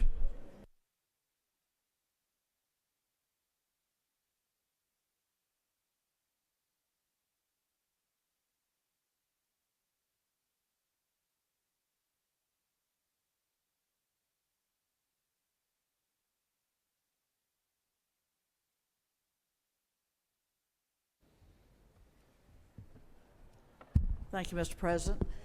Colleagues, it's a busy day down here at the state capitol, but it was really busy yesterday when we saw a bill get filed on Friday, posted at midnight, 2 bills, and then taken up on Monday morning, first reader, and lo and behold, by that afternoon, yesterday afternoon at 3 o'clock, we were in there being asked to vote on this bill. That's a real speed-a-rama. And I've been down here long enough to know when something has wings on it like that, honey, you better bring it back down to earth and get very real about what's in that bill. And in this case, what's in the 2 bills that makes wonderful, grandiose promises to Georgians, but I'm afraid close scrutiny tells another story. It's typical in election years for wonderful bills to be rolled out that just sound like it's going to be manna from heaven every time you turn around. But when you take a closer look, I will say to you that this legislation dealing with our income tax structure, I will assert it blows a $6 billion hole in our state budget. And even with the effort to repeal every tax credit, that only gets us to $3 billion. So there's still a $3 billion hole in the budget. And so that means, if you do the basic math, we have to either find new revenue or make massive cuts or look for something else to tax. What would that be? Well, I'll tell you, in Texas and Florida and Tennessee, it's a consumer tax. It's a sales tax, which disadvantages middle and low-income households. Why is that? Because a sales tax taxes consumption, and you run through your money a whole lot quicker when you're middle and low-income families than you do. It's a very small percentage of those with wealth. So it's a regressive tax policy. And when you look at these sales taxes that are, I think, inevitable, and we've seen it in other states, I think there are only 9 states that have done any version of this out of the 50 states. But we could see Georgians paying 12 to 15% on consumer purchases in sales tax. And so when you say it cuts taxes, not raises tax, it's like, well, wait just a minute. If you see groceries, school supplies, clothes, prescription drugs, business purchases, purchasing services from an attorney or a tax advisor, et cetera, all those sorts of professional fees, you wind up with the promise of money coming in your front pocket but being taken out of your back pocket. Hello? And that sometimes you call that play money coming into the front pocket, while the real money is being pulled out of the back pocket. So I say to you, let's look at some of the tax credits, and it's fine to call all our tax credits corporate welfare, but that's not really an accurate description of a child care tax credit, is it? Many Georgians are now spending a third of their income on child care. It will be more expensive. Affordable housing tax credit. Boy, let's look at this one. We're facing a housing crisis in this state. Nobody will dispute you on that. But guess what? It gets worse when you reduce by half the affordable housing tax credit. Rural doctors, rural hospitals, rural jobs. We didn't expand Medicaid, so then we're stripping away support that we gave doctors and hospitals in our most vulnerable areas that are underserved with medical professionals and medical institutions. So I say to you, buyer beware. Buyer beware. Look at the details, not at the big promises that are being made. We would be torching our state budget and our state's economy were we to go down this path in the real world. Buyer beware.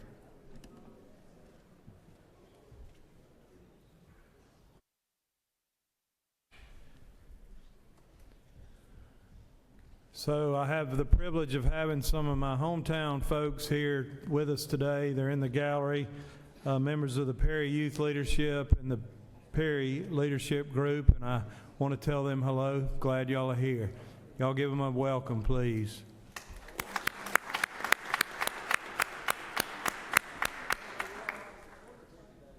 And now I'll recognize the senator from the 19th for a point of personal privilege.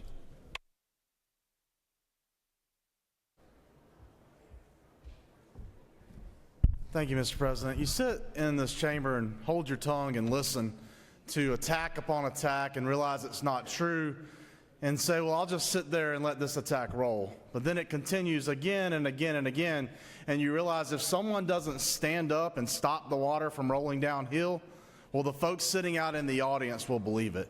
And that's exactly what happened here today.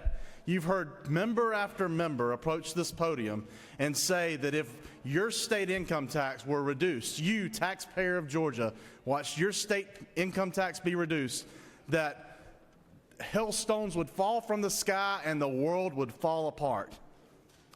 But I submit to you, balancing your budget, that you know that's simply not the case. You're trying to pay for gas, you're trying to pay for groceries, you're trying to pay for child care. You've seen your power bill increase 9 times in the past 2.5 years. You've been told that the emperor was wearing clothes and things were getting better, but they weren't. And the folks who walked up here to this podium told you if somebody were to make it better, oh no, hailstones will fall from the sky. That is simply not the case. One of our Senate colleagues was correct. A bill went through this chamber or through the Senate very, very swiftly this weekend. That bill eliminated the state income tax on individuals making $50,000. It eliminated the state income tax on families making $100,000. And my question to you is, how is that bad?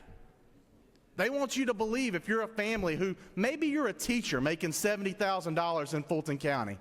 Maybe you're a firefighter in DeKalb County who's making $65,000. Under the Senate Republican plan that came through the Senate Finance Committee yesterday, your state income tax would be eliminated. Yet the minority party wants you to think that that leaves you in a worse place. One of the members of the minority party walked up and said, well, that's going to give you an extra $20, maybe $200 a year. Well, guys, I knew they were good at saying lies. I didn't know they were so bad at math. If you eliminate the state income tax on a family, on an individual making $50,000 at a 5.19% tax rate, that is $2,595 in that individual's pocket. If you're a family, because maybe you're a police officer and you're married to a store clerk and together you make $90,000, you're going to see your income tax completely eliminated under the plan pushed forward by Senate Republicans on Monday. If you're someone, though, who makes more than that, and you go, well, how does this plan help me? Well, let me tell you how. By eliminating the income tax on the first $100,000 for families, if you're making $500,000, you're only taxed on $400,000. If you're making $250,000, you're only taxed on $150,000. But if you're making $90,000, because you and your spouse are average Georgians who make on average around $45,000 a year, your income tax gets eliminated completely. For someone making over $100,000, that's $5,190 in their pockets. That's not $200. That's enough to make a car payment a couple of times over. That's enough to invest in your child's education a few times over. That's enough to pay for a babysitter, maybe only for 2 or 3 weeks at the current rate, but that's real money. To sit back and say that doesn't help families is to have cotton in your ears when they're screaming to us that affordability is the biggest issue in our state. And when this issue comes to the floor, whether it be this week or next week, I hope that my friends in the minority party and across the aisle will realize that this bill helps families and that voting the party line to not help families too is a recipe for disaster and a map to stay in the minority for the next decade. Thank you, Mr. President. I yield the well. Senators yielded the well.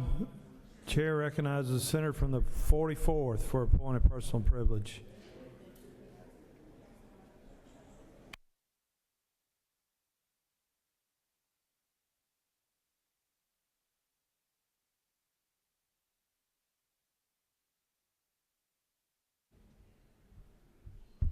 Thank you, Mr. President. I rise to recognize that today is Dyslexia Awareness Day at the state capitol, and the halls are buzzing with advocates who have been hand in hand working with us on our path to address kids with dyslexia in our public schools, and also pushing us a bit along the way. Dyslexia is the most common learning disability that exists, and it affects 1 in every 5 Georgians.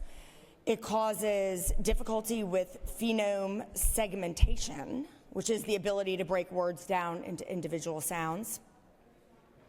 So therefore, those with dyslexia may have a weakness in decoding words and reading fluency, but there is no connection with intelligence, and early remediation is key. All of this has been recognized by the General Assembly in the last few years.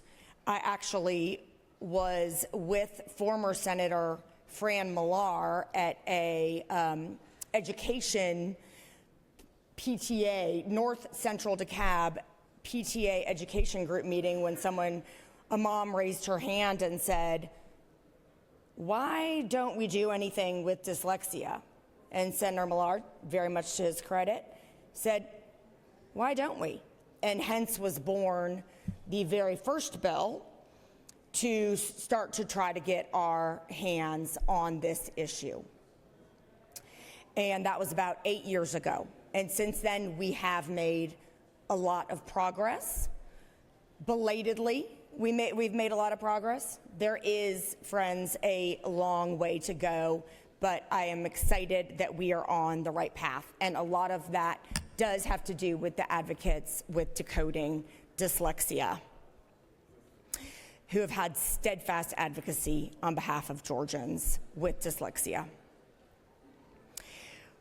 It's important for us to tackle this, not just because it's the right thing to do, but when you've got a student population where 2/3 of kids have not been able to read fluently at grade level, and a huge part of that is kids with dyslexia, it's not only our responsibility to address it, but it behooves us. This is our future workforce. This year, I'm so happy to stand with the senator from the 4th, the speaker, and other members of the House in support of the Georgia Early Literacy Act that will put a literacy coach in every K-3 school. This work couldn't be more important. What we need to do is recognize how fundamental it is. I mean, and it's that reading is fundamental, right? And as we go through the budgetary process, to recognize that along with other priorities, this does need to be a top priority. And I really do commend the speaker, senator from the 4th, and many others who have been trying to push us forward. So let's honor these dyslexia advocates by continuing their work with our critical funding and support for high-quality literary resources. Thank you, Mr. President. I yield the well. Thank you, Senator. Thank you for your work on this issue, and thanks for speaking of that this morning. Chair recognizes the senator from the 35th for a point of personal privilege.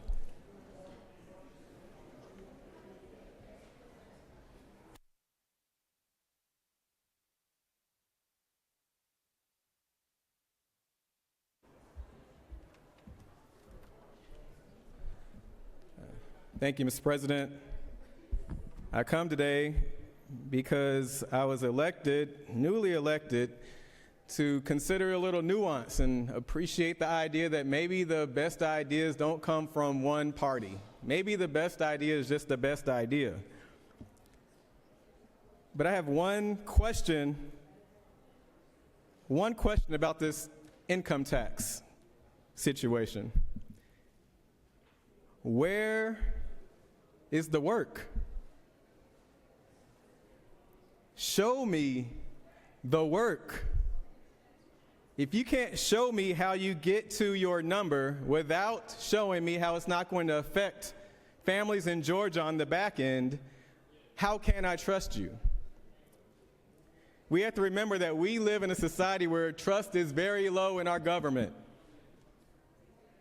If I'm going to go with the plan of somebody and groups of people who are already following President Donald Trump, trust is already low.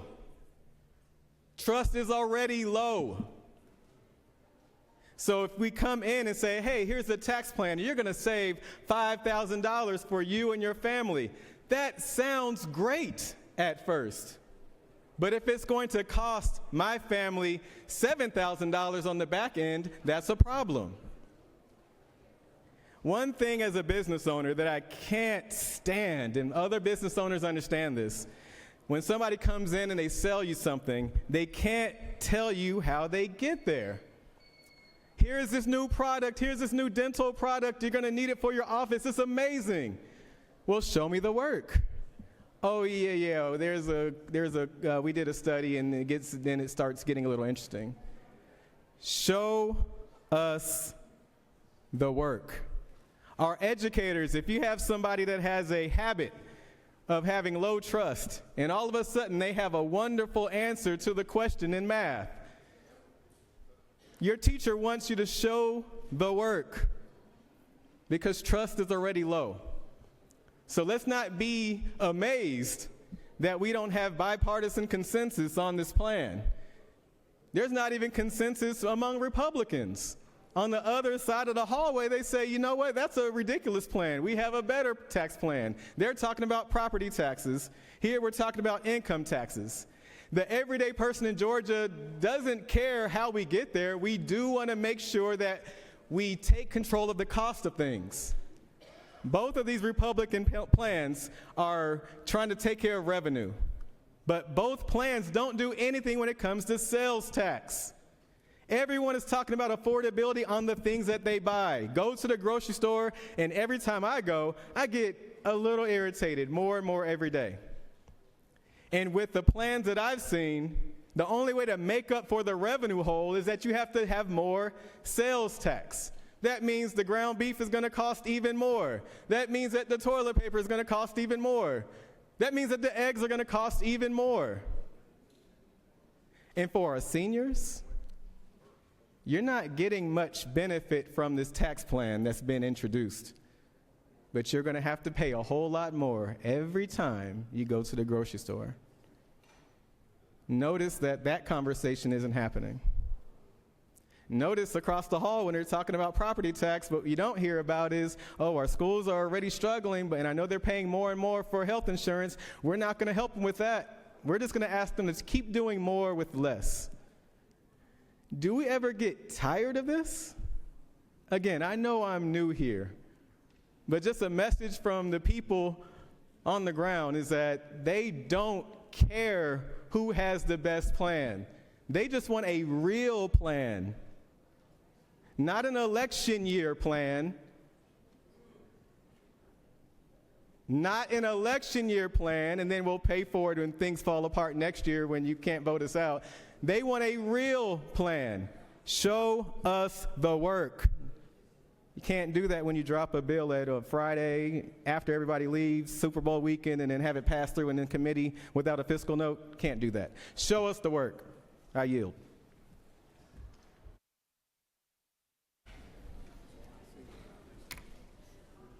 Senator from the 9th, what purpose do you rise?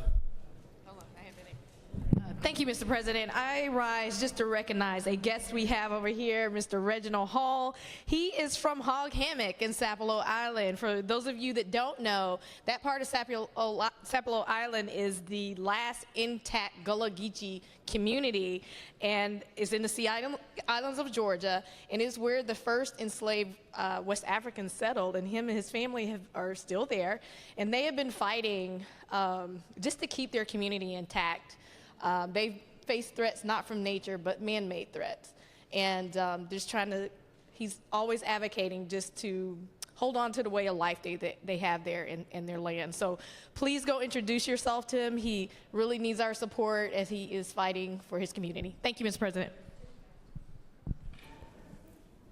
Chair recognizes the senator from the 16th for a point of personal privilege.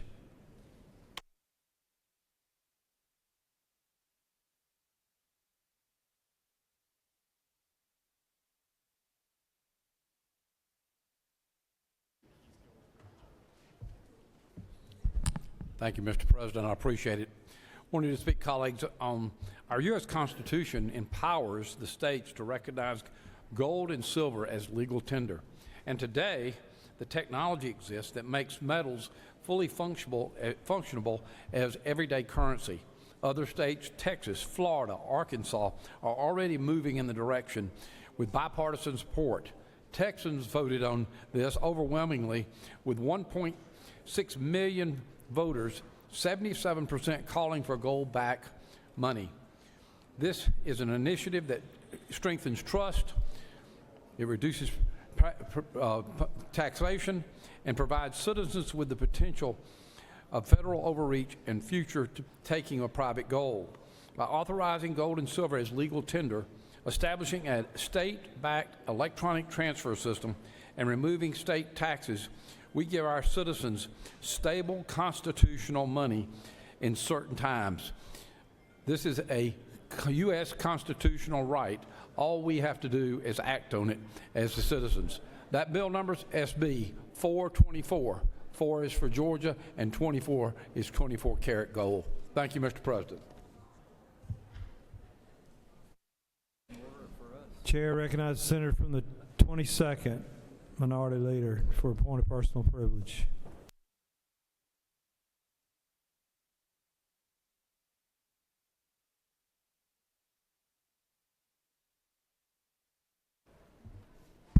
Thank you, Mr. President. I rise today to say that Minority Party is going to look forward to the fact that we're going to have an opportunity to point out the flaws of these particular tax bills or tax schemes, however you want to kind of qualify them. Basically, this bill that we're talking about today is going to be quite simple. If you like tax hikes and loss of jobs, you're going to love this particular bill. Want to talk about teachers and plumbers and things of that nature. The savings that you may think you're getting are going to go right out the door with higher sales taxes. The fact of the matter is that Florida and Texas, two states that basically have done something similar, their sales tax is much higher than Georgia's. The only state that may be a little bit lower is Alaska. Alaska's sales tax may be a little bit lower because they struck oil. Have we struck oil? That's how they're able to actually fund their budget. The fact of the matter is, within the Southeast, Georgia has one of the lowest sales taxes within our particular region. That will all change after this particular bill. And we start talking about sales taxes, it won't just be on your groceries. It'll also be on things like your barbers are going to be collecting your sales tax. And yes, Mr. President, believe it or not, I actually still get a haircut every week. And I can't imagine having to pay my barber, who charges enough as it is, to actually pay him sales tax every week. You start talking about a lawyer, you got a lawyer, you need a lawyer to do a house closing or something of that nature. Guess what? You're going to have to pay him or her sales tax too.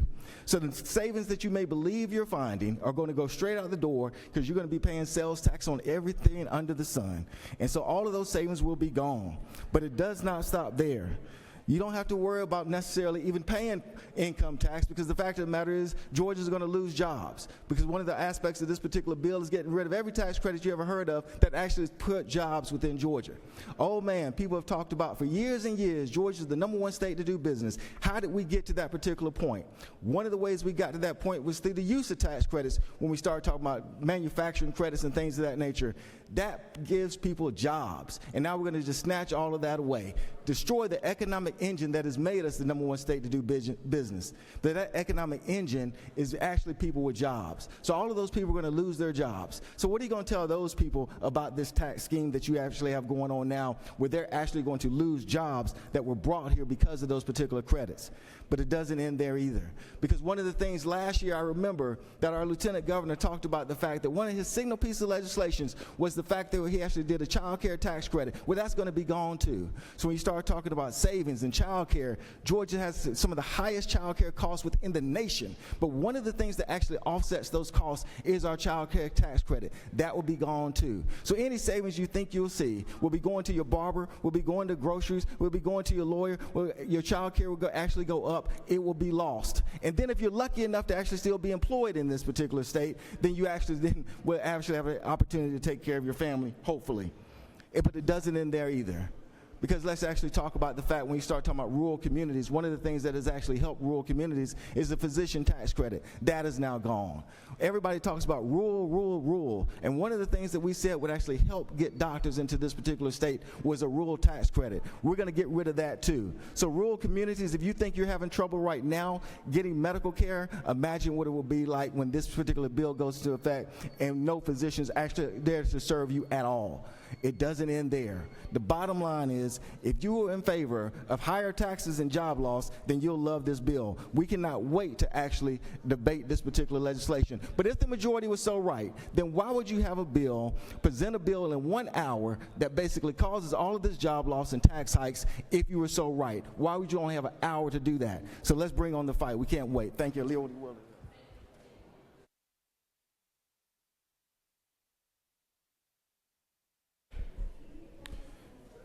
Members of the Senate, Middle Georgia lost a great leader last Friday unexpectedly.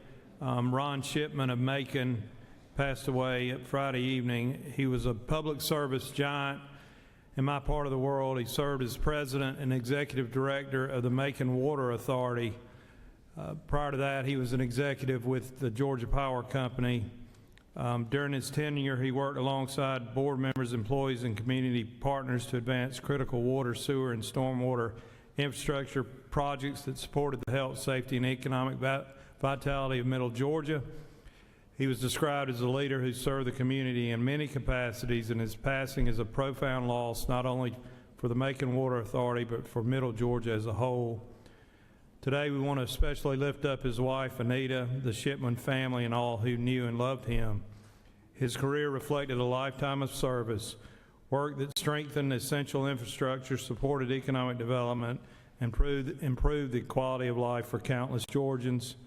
His legacy will endure in the community he helped build, and the people he inspired through his leadership. And so I ask for you to join me in a moment of silence as we remember and honor the service of Ron Shipman.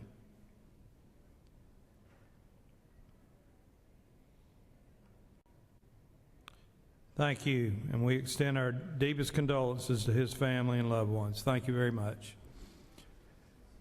Chair will recognize the senator from the 31st for a point of personal privilege.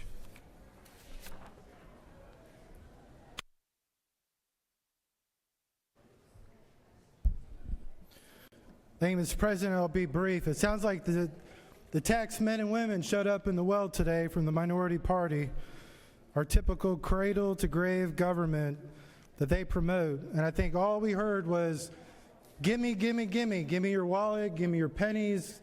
Even though they don't exist, they still want your pennies, they want your dollars. And all they want to do is grow the size of government. They want to debate details, while the other day they voted against every property taxpayer in this state, which you can't reverse. Like, that's what you all did, and you want to talk about affordability. Every single day you want to talk about, you want the unlimited access to the taxpayer, to the mom and dad trying to go to work every single day. You want to take their money from childcare. You want to take their money from paying the bills and putting gas in the tank to go to work, or get their MARTA Breeze Pass to get on the bus and travel into Atlanta to make ends meet every single day. Gimme, gimme, gimme. That's what we're hearing from the Democrats today. They're from the government and they're going to help you. I like to see them help. But the hypocrisy is just unbelievable. Every single year, y'all come in here and you vote for the budget that has taken the income tax rate down again and again and again. Are y'all going to actually vote against the budget this year? So as y'all keep coming down here and talking about affordability rests with the citizens of Georgia. Not growing the government, not growing county government, not growing city government. Is getting government out of the way. So while we're crying about details, and the details are there, just remember the citizens are paying attention to who's not just saying what, but who's actually doing what. So, Mr. President, I look forward to the continuous debate over affordability in this state. And at least one thing both Republicans in the House and the Senate are doing is I would rather be having a debate over lowering taxes than a debate over growing the size of government. With that, Mr. President, I yield the well. Does any other senator wish to rise on a point of personal privilege? I think we've got 2 or 3 that have not come to the well. Last call. Is there objection to the adoption of the resolutions on the, You have before you a consent calendar of privileged resolutions. Does any senator wish to remove a resolution from the consent calendar? Is there objection to the adoption of the resolutions on the consent calendar? The chair hears none, and the resolutions on the consent calendar are adopted. Are there any motions to withdraw or commit? Or withdraw and commit? The Secretary will read the caption of Senate Bill 384.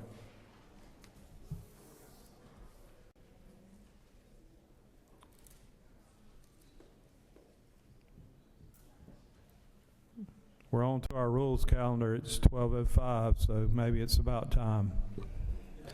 Senate Bill 384 by Senator Hatchett of the 50th and others. A bill to be entitled an act to amend Article 2 of Chapter 9 of Title 14 and Title 40 of the Official Code of Georgia annotated relating to motor vehicle emission inspection and maintenance and motor vehicles and traffic, respectively, so as to provide for an optional 5-year motor vehicle registration and revalidation for certain motor vehicles, to revise and provide for definitions, to provide for conforming changes, to provide for related matters, to provide for an effective date, to repeal conflicting laws, and for other purposes. The Senate Committee on Public Safety recommends that this bill do pass by substitute. By Senator Albers, Chairman. The Senate Committee on Public Safety offers the following substitute to Senate Bill 384, a bill to be entitled an act to amend Article 2 of Chapter 9 of Title 12 and Title 40 of the Official Code of Georgia annotated relating to motor vehicle emission inspection and maintenance and motor vehicles and traffic, respectively, so as to provide for an optional 5-year motor vehicle registration and revalidation for certain motor vehicles and for other purposes. Mr. President, that completes the order. I recognize the senator from the 50th to speak to Senate Bill 384.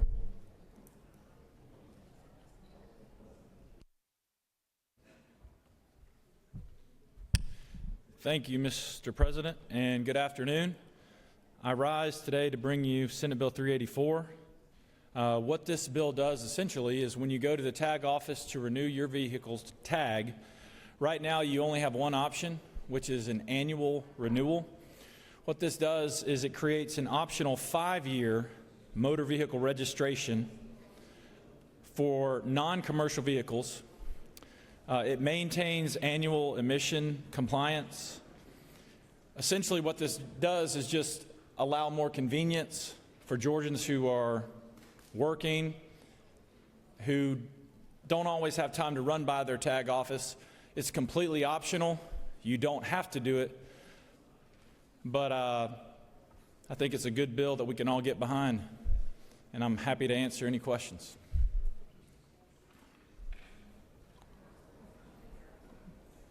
Chair recognizes the senator from the 31st. What purpose do you rise?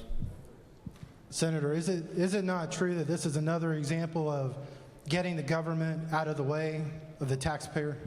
I agree. No other questions, Senator. Thank you, Mr. President. I yield the well. Does any other senator wish to speak for or against the measure?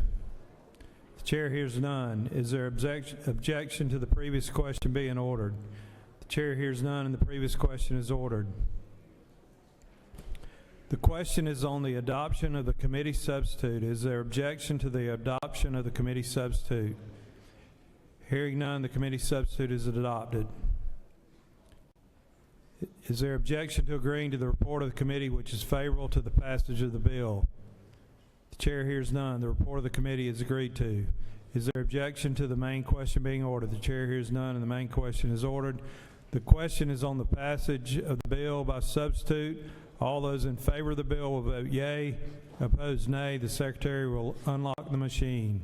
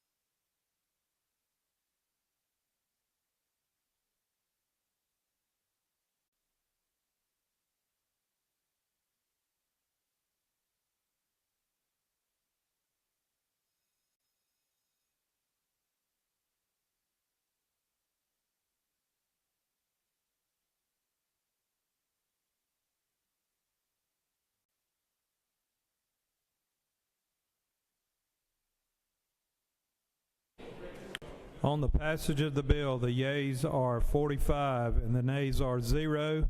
This bill, having received the requisite constitutional majority, is therefore passed by substitute.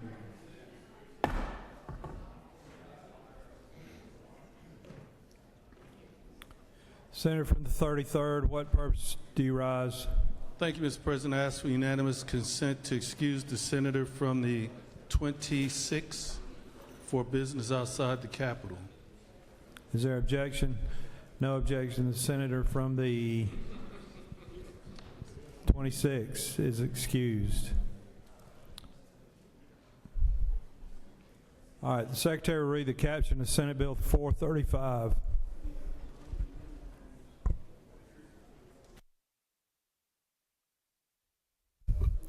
Senate Bill 435 by Goodman of the 8th.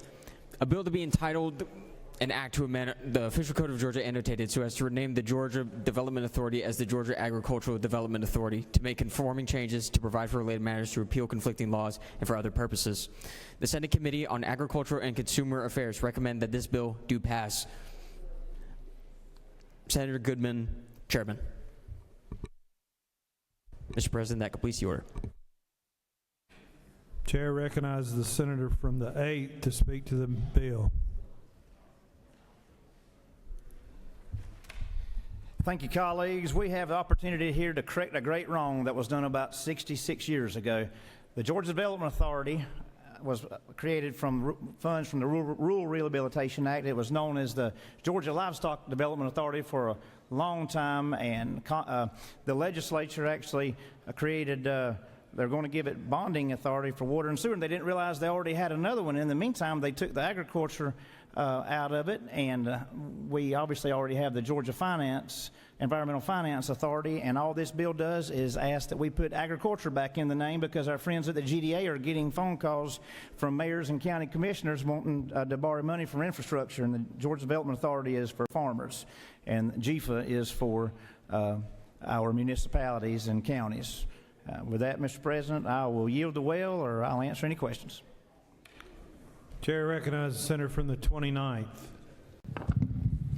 Thank you, Mr. President Pro Tem. Senator Gill? I do. Senator, is it not true that this is the most important piece of legislation to ever pass out of the Georgia General Assembly? The senator knows of what he speaks. Thank you. There are no further questions, Senator. Thank you, Mr. President. I urge your favorable consideration. Does any other senator wish to speak for or against the measure? The chair hears none.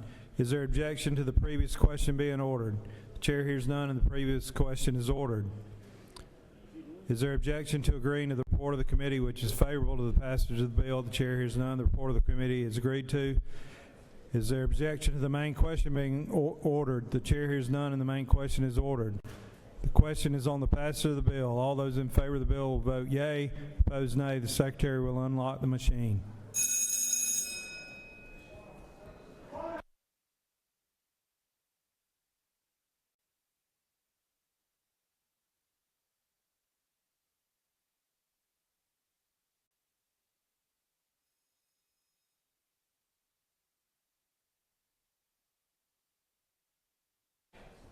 Senator from the 14th, what purpose do you rise?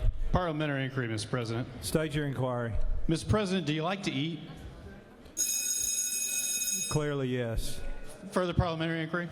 What's your inquiry? Mr. President, well, if you like to eat, isn't it important to support Georgia farmers, Mr. President? Absolutely. The senator knows what he speaks. Thank you very much.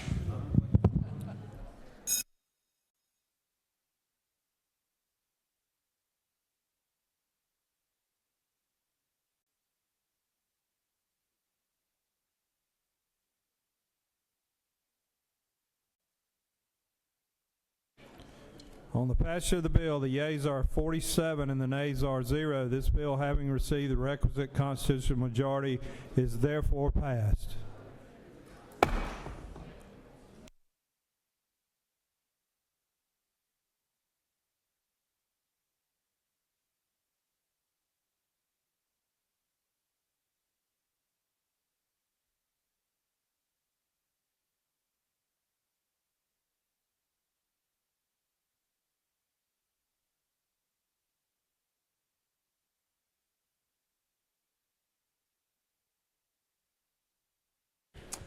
Recognize the senator from the 1st.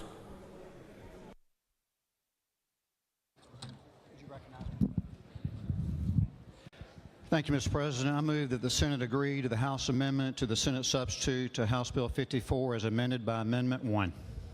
Secretary, read the caption.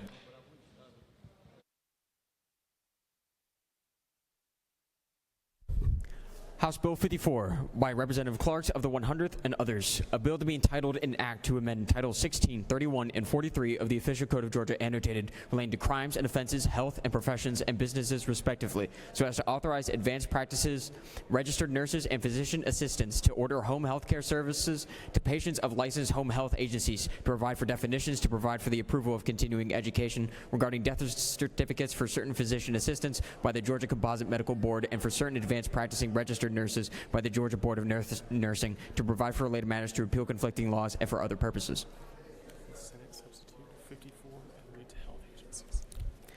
Senate substitute to House Bill 54 to amend a bill to be entitled an act to amend Title 16, 31, 43, and 48 of the Official Code of Georgia annotated relating to crimes and offenses, health, professions and businesses, and revenue and taxation respectively, so as to authorize advanced practice, registered nurses and physician assistants to order home health care services to patients of home health agencies, and for other purposes.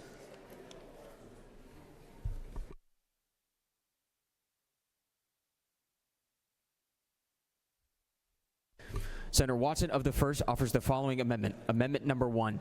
Amend the Senate substitution to HB 54 as amended by House Amendment by amending AM 3321112 as follows. By adding after line 26 the following. By inserting before to provide on line 7 the following. To amend code sections 31-7-3.5 and 43-34-15 of the Official Code of Georgia annotated relating to treatment of minors for gender dysphoria and penalty for violations and prohibition on certain therapies and procedures for treatment of gender dysphoria and minors, regulations, exceptions, and accountability, respectively, so as to prohibit certain medications, and for other purposes.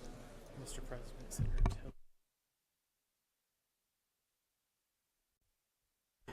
Mr. President, Senators Tillery of the 19th and others offers the following amendment. Amendment 1A. Amend the amendment to the Senate substitution to House Bill 54 as amended by House Amendment by amending AM 332114 as follows, by replacing line 9 with the following. Medications. To amend Chapter 1 of Title 50 of the Official Code of Georgia annotated relating to general provisions relative to state government so as to prohibit the expenditure of state funds or use of certain facilities relative to gender-affirming care, to provide for construction, and for other purposes. Mr. President, that completes the order.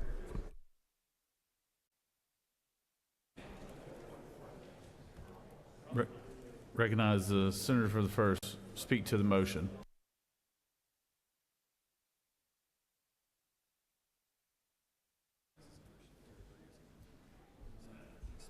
Thank you, Mr. President. This is an issue that we voted on about 4 times here in this chamber, and this will simply put 4 words into House Bill 54. It basically strips out the language relating to that underlying bill and puts in 4 words, and those 4 words are relating to puberty blockers. And let me give a little bit of background relating to this. We passed legislation sponsored by the senator from, by myself and the senator from the 13th relating to treating minors with gender dysphoria. We forbid in the state law that physicians could not prescribe hormones, i.e. estrogen or testosterone, and could not do surgery, again, on minors in the state of Georgia. And at that time, we left in puberty blocking medicines, and this is where we're re-adding that into that law, that section. You may recall that prior we had a very long bill, several different pages that described other issues relating to that. That has already been passed into law, and this is the only thing that lacks being put into the law. What was testimony showed in HHS is that if minors are left on puberty blockers or put on puberty blockers, then they are close to 95% going ahead and making their transition from male to female to female to male. But the fact is that if they're allowed to go through a natural process called puberty, then they are much less likely. Most do not go and transition to another sex. Nobody in this chamber thinks that gender dysphoria should go untreated. Mental health professionals are certainly available and should be treating this underlying mental health issue. Certainly after the age of 17, so 18 years and above, if you're an adult and you choose to do that, then that is on you. This does not cause anyone that is an adult not to get this treatment, but minors, you can look at that as enabling, and I think that is not an understatement. Some people would call it grooming. I think that may be a little bit of an overstatement, but some people feel that way. Let me just touch a little bit on the health care and the science related to this. Puberty blockers that are used, they are off-label. They are not approved by the FDA for this. There are side effects we have discussed in detail, including osteoporosis.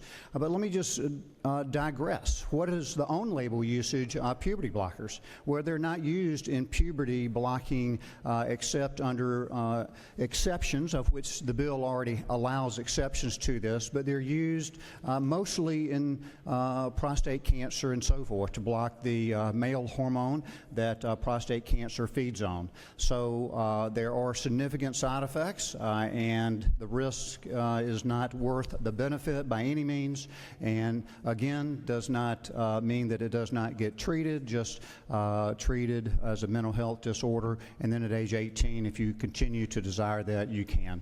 Mr. President, I would ask for your favorable consideration. I'll go ahead and discuss Amendment 1A, which the senator from the 19th will come down and discuss, but that is a friendly amendment, and I would have no problem with that if they both pass. Mr. President, I'll be happy to entertain any questions. You do have a couple questions, Senator. Recognize the senator from the 14th. Thank you, Mr. President. Does the senator yield? Yes. Senator, if I'm not wrong, we had a bill about home health relating to advanced practice registered nurses, and the current version of the bill before your amendment has nothing to do with gender dysphoria. Is that correct? It is in the same section, but no, it is a healthcare related section of the law and is not relating to home health care. When you say section, what do you mean exactly? What do you mean the same section? Listen, I've had legislative counsel look at this, and they feel as if it is in this is germane. Okay, so then what you're getting at. To Senator further yield. Yes. So what I'm understanding is that you were looking for a way to introduce puberty blockers legislation, and you're saying legislative counsel told you this bill might be an acceptable vehicle for that. Am I understanding that correct? Yes. Okay, thank you. So I guess my next question is why, if we have a bill about home health and health care in general and advanced practice registered nurses, why on a day like today with a bill like that are we suddenly talking about trans people?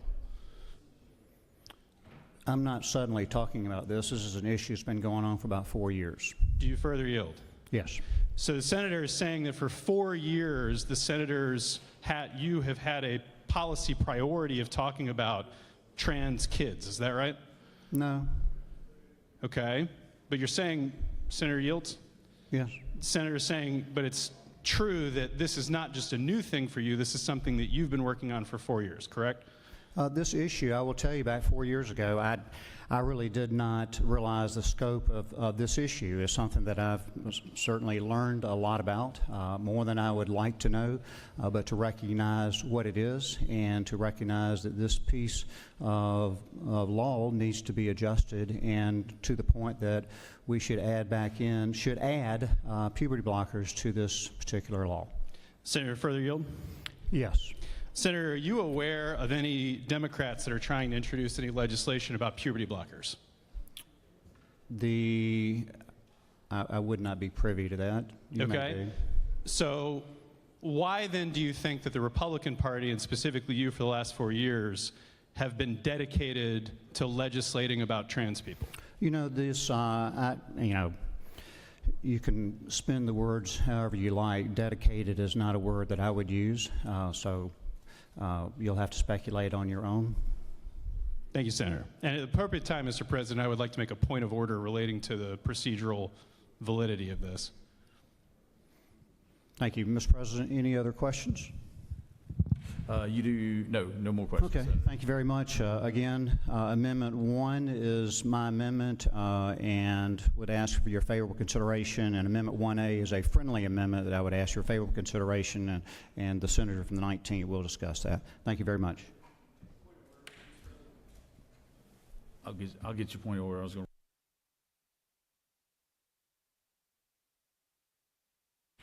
Senator from the 19th, you'd like to speak for your amendment, and then I'll.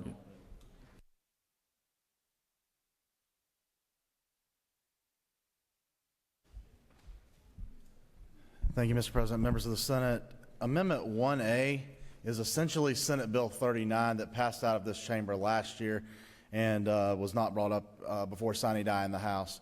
As you remember, we found in discussions with the budget that the state was actually paying for transgender surgeries with state taxpayer funds.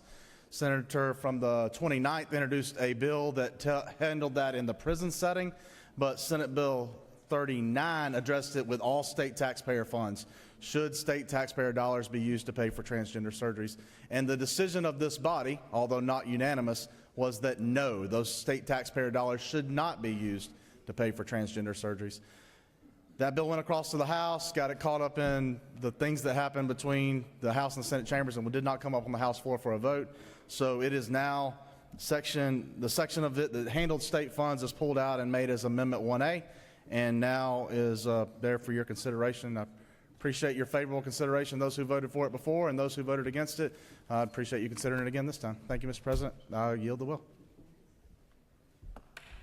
Recognize the Senator from the 14th. Thank you, Mr. President. I have a point of order. I think this is a procedurally invalid amendment and I'd like a ruling from the chair on germaneness, and the reason is we have an underlying bill about home health and an amendment that's supposed to be about gender dysphoria. Now suddenly we're plunged into this very predictable policy debate from 2024 and beyond. So it seems like the purpose of the underlying bill has very little to do with the amendments that have been added, and I would just like the chair to make a ruling on whether this is really relevant or not. Okay. All right. 1 second.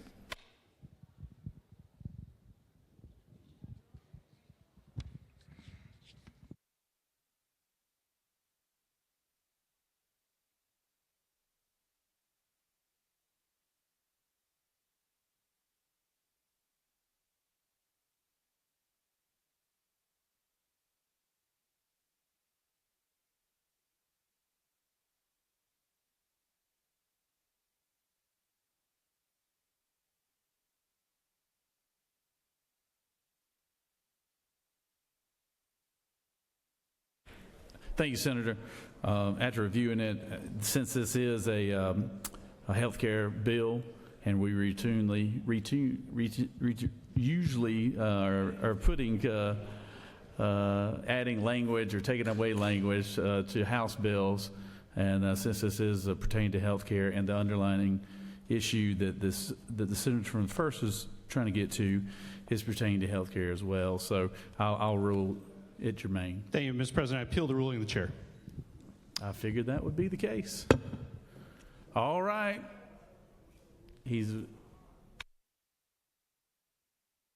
Senator from the 14th has moved to challenge the ruling of the chair. Chair has ruled that the measure for HB 54 is germane.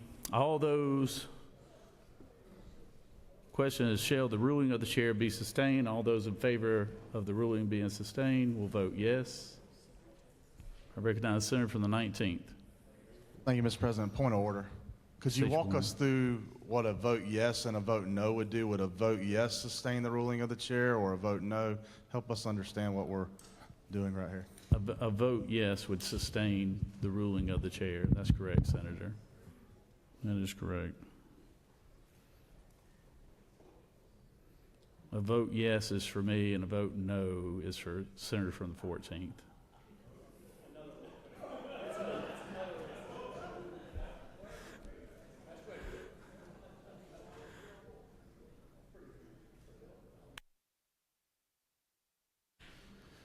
All right, here we go. All those in favor will vote yea. All those opposed, nay. Secretary will unlock the machine.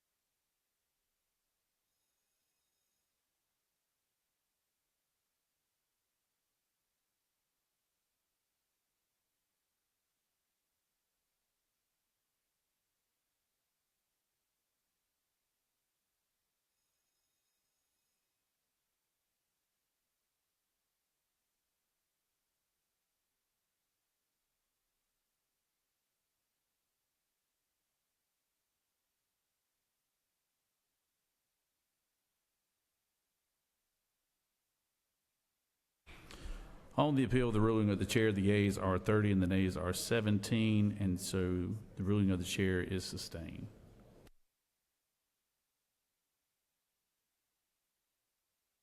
Recognize Senator from 38th. Speak to the bill.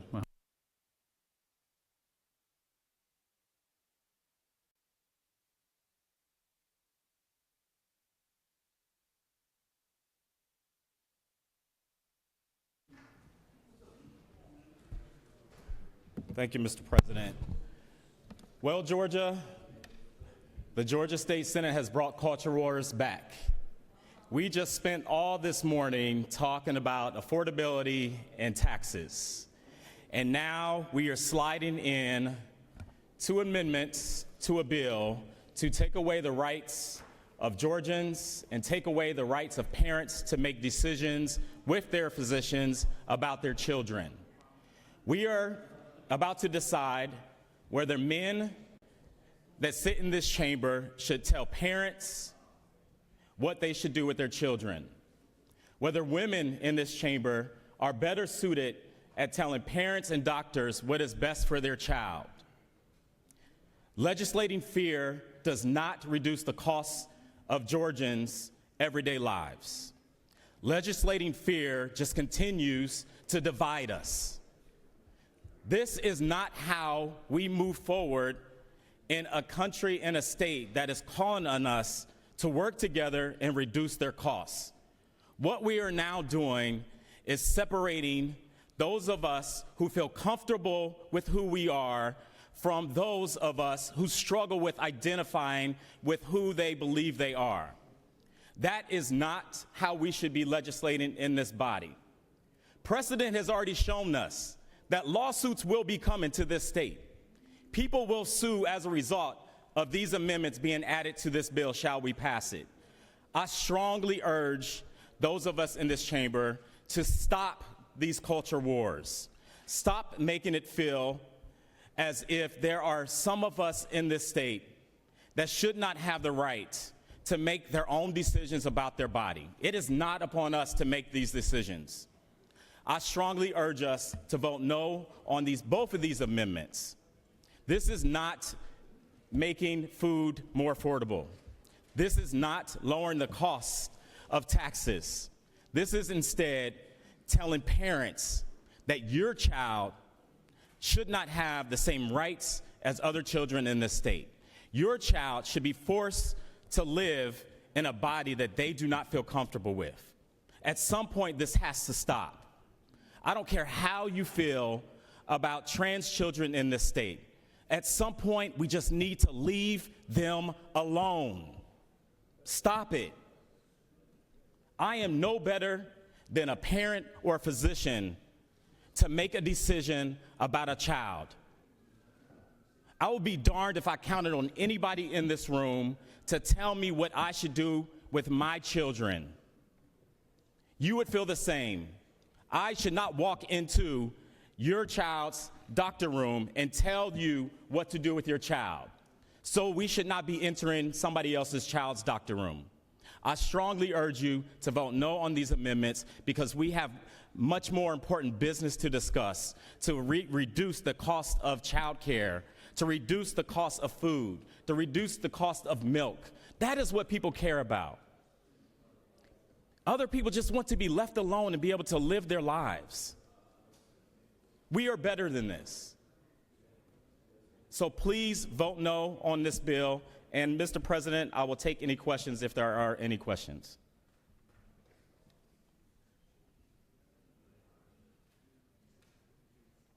I can't have questions, so vote no. I do have a question? Okay. You recognize the senator from the 2nd for a question. You want to go to the well? I recognize the senator from the 55th for a question.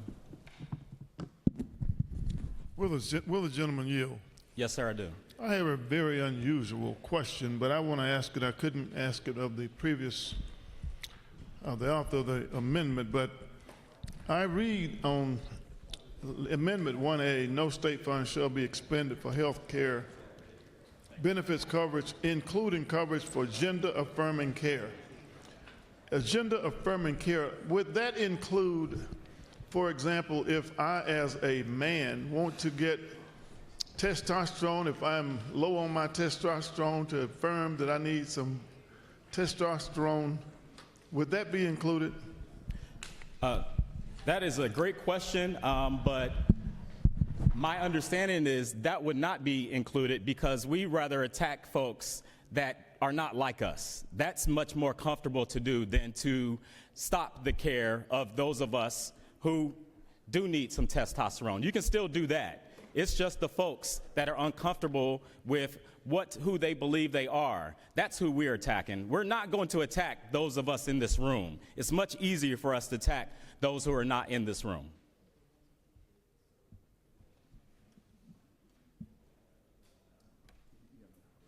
All right.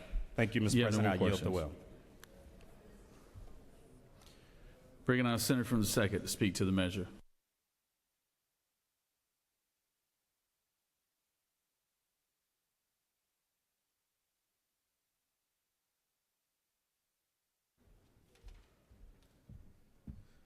Thank you, Mr. President. Colleagues, boy, I tell you, we're getting better and better at this right here. Let me tell you why, colleagues, I'm opposed to Amendment 1A, authored by the senator from the 19th. Who is my friend? I'm going to tell you why. Because this amendment is anti-freedom.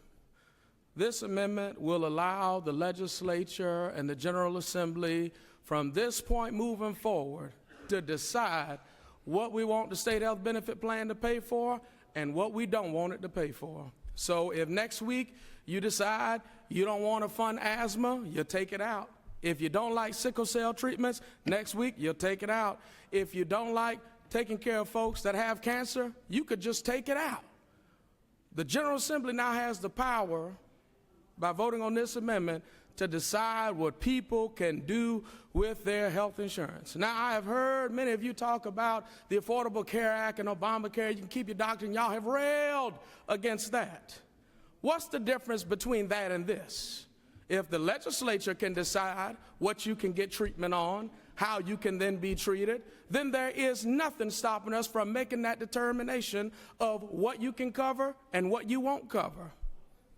Well, I think it's a slippery slope, colleagues, that we will intervene in what a person's health insurance can cover. That's negotiated in network, out of network, all that stuff. Listen, you may have an issue with people who are transgender, got it, understand.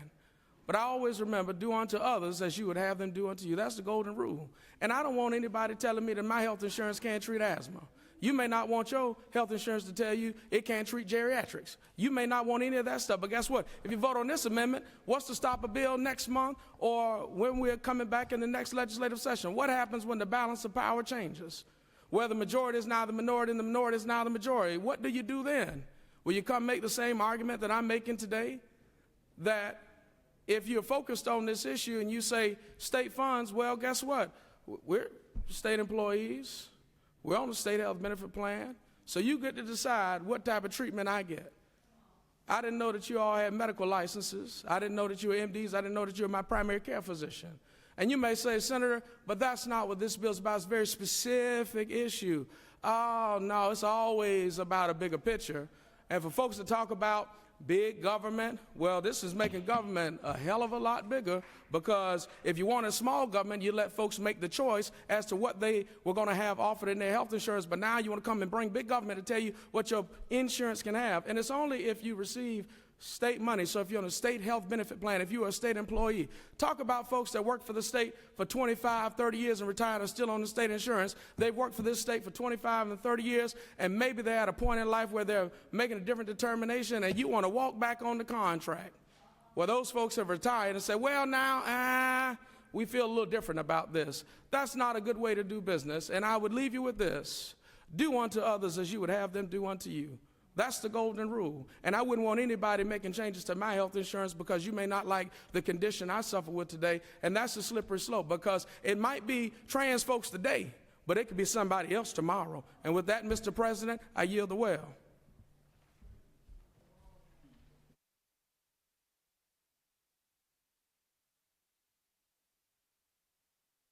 Recognize the Senator from the 14th.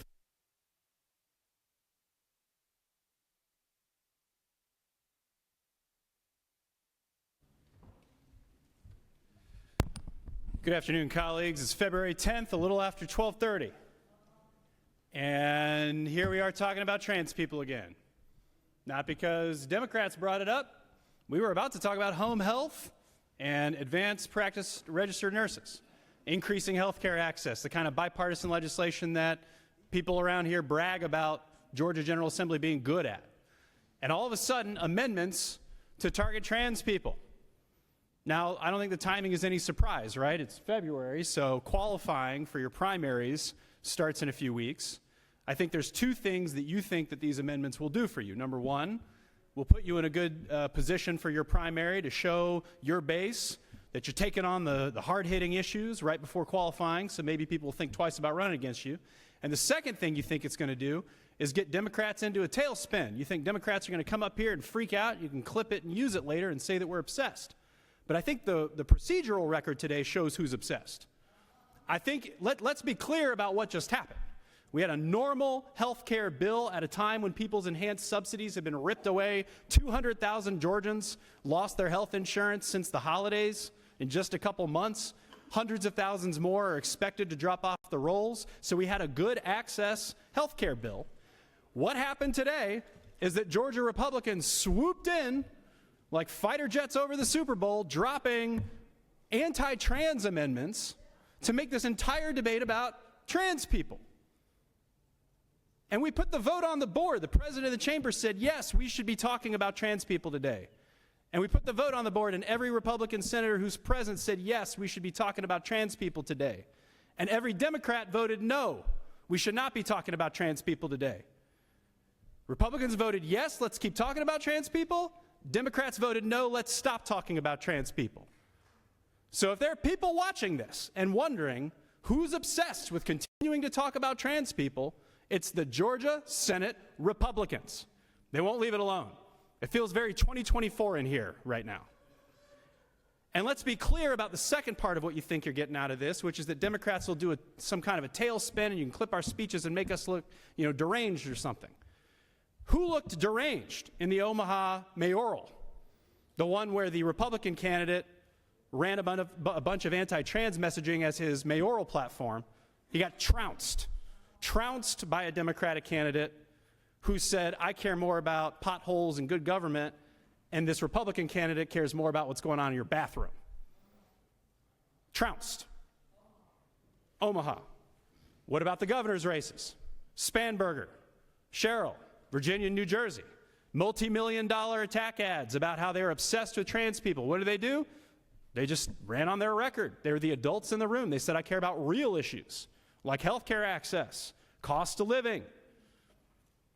So this is a really easy playbook for y'all to run, but I want you to know, maybe it worked in 2024. I think voters are tired of it.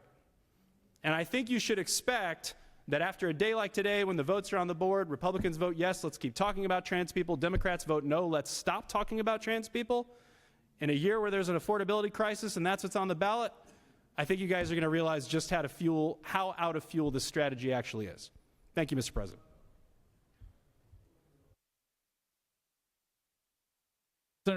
Senator from the 44th.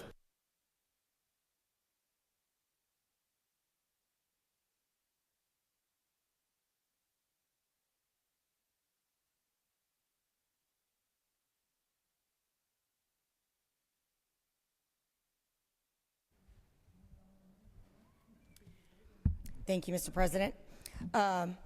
First Amendment would eliminate all discretion for doctors and parents for children. Some of my colleagues have already eloquently expressed why all of us should hesitate to think that the 56 of us in this room know better than those esteemed professionals and the parents of the children that we are discussing in forcing through a bright line rule that leaves no room for particular situations. That is a very dangerous thing to do in the medical field. Bans are extreme and should only be done from a legislative point of view in cases where there is absolutely no reason or rationale that a given treatment could be useful in any situation, period. And that simply is not the case with what we are talking about in the senator from the First Amendment. Amendment number 2, eloquently spoken to by the senator from the Second, is basically saying that adults who are making their own decisions, full-grown adults who are paying for health care, should not be permitted to get the same medical treatment that is available to everybody else. And we've been through a list of cases, afflictions from the senator from the Second, asking everyone directly, what is the difference between this and these other things that you expect and deserve to have treated? Again, a very dangerous thing to substitute our judgment for that of medical professionals and to declare that any one of us has a moral judgment on an adult's decision in their own medical care that we will make for other people. And clearly, if you're not going to allow an adult who is paying for their health care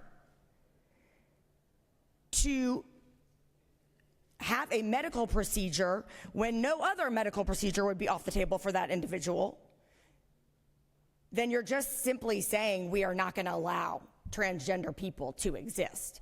We will do everything in our power to just deny their existence. And I would suggest to you that that is not what Georgians believe. That's not what Americans believe. But I think the bigger picture is the fact that we have had so many of these culture war bills here in this chamber for the last 4 years in particular. And that is because that it's the culture war bills are the easy things to do, to pick on vulnerable populations and try to distract your voters and the voters of Georgia from the failure of the Republican agenda in this country and in this state to deliver a good quality of life for Georgians. You can try to keep your base happy by working them up about some supposed boogeyman that has no basis in reality and hope they don't notice several really important facts. I would ask that all of you look at today's Wall Street Journal.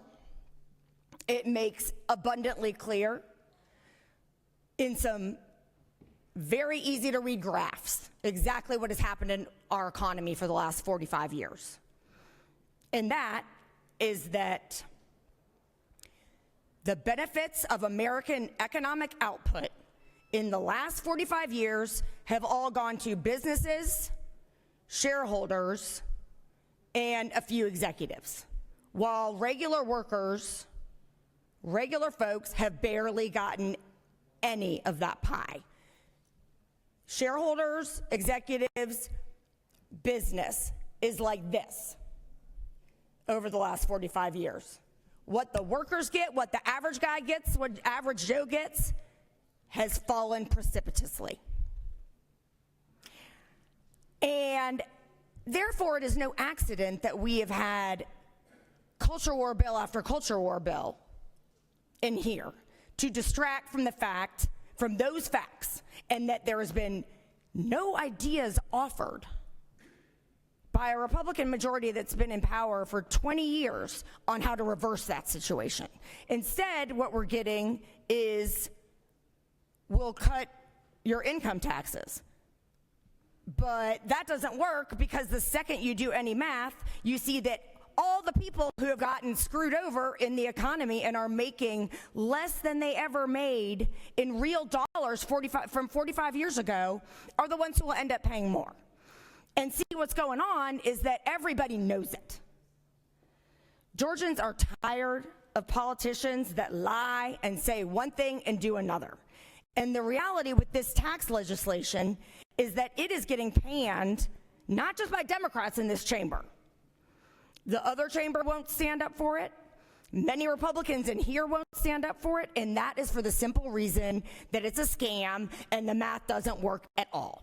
And so, because we don't want to acknowledge that that's true, now we fall back to our old tactic of, let's just go back to the culture war bills.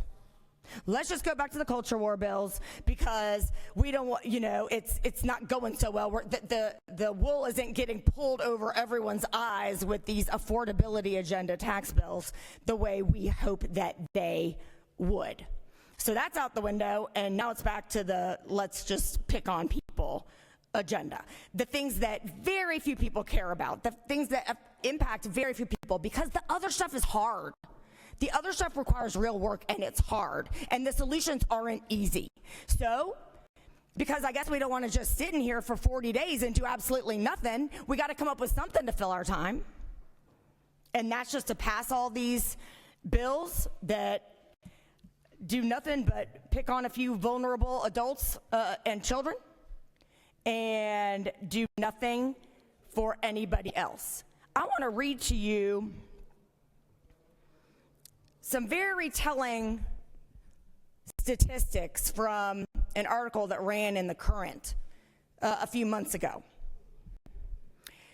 So over the last 20 years, Georgia's per capita income has fallen precipitously, which is the same thing that I referenced from today's Wall Street Journal that has happened to average workers. That same thing has happened here, but it's worse, because our average per capita income has fallen precipitously in the rankings of states. So we are worse off. Georgians have less money in their pocket now than they did in the year 2000.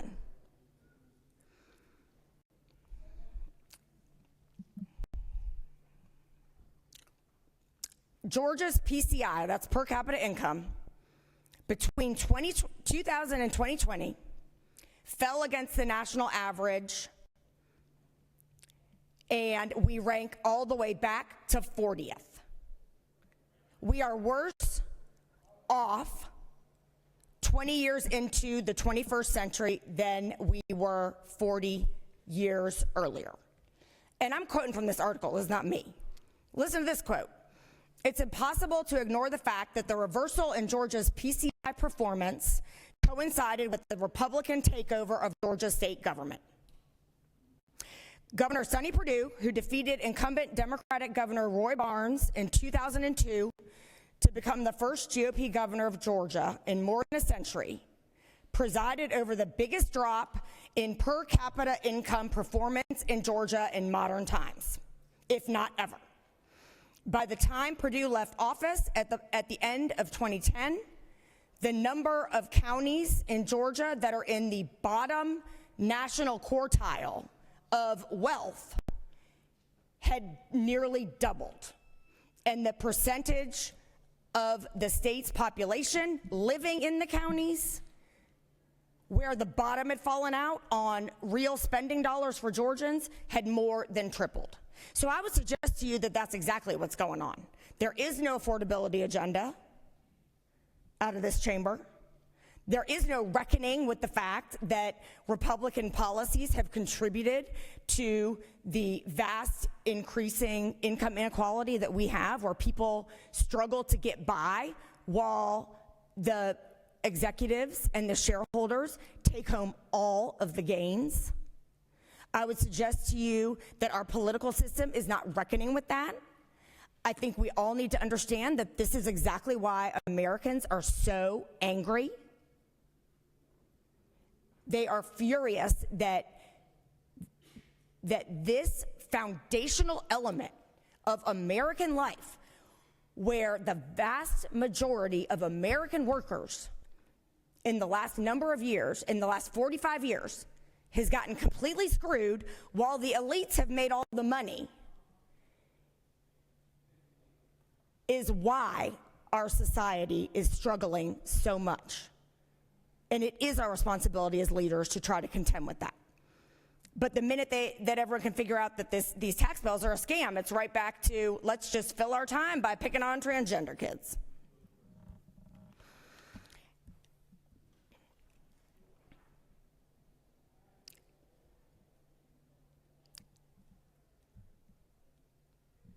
The baseline time spent in this chamber dealing with things that would make Georgians' lives better, with serious issues, things that impact the vast majority of people, it's just been non-existent. And it is a waste of Georgians' time for us to sit up here and spend our time on nonsense like this to pick on people instead of admitting what it is that Georgians actually want us to do and want us to focus on. And I'm hoping that as we turn to different leadership within this state, that we get serious again about being legislators and legislating for the common good,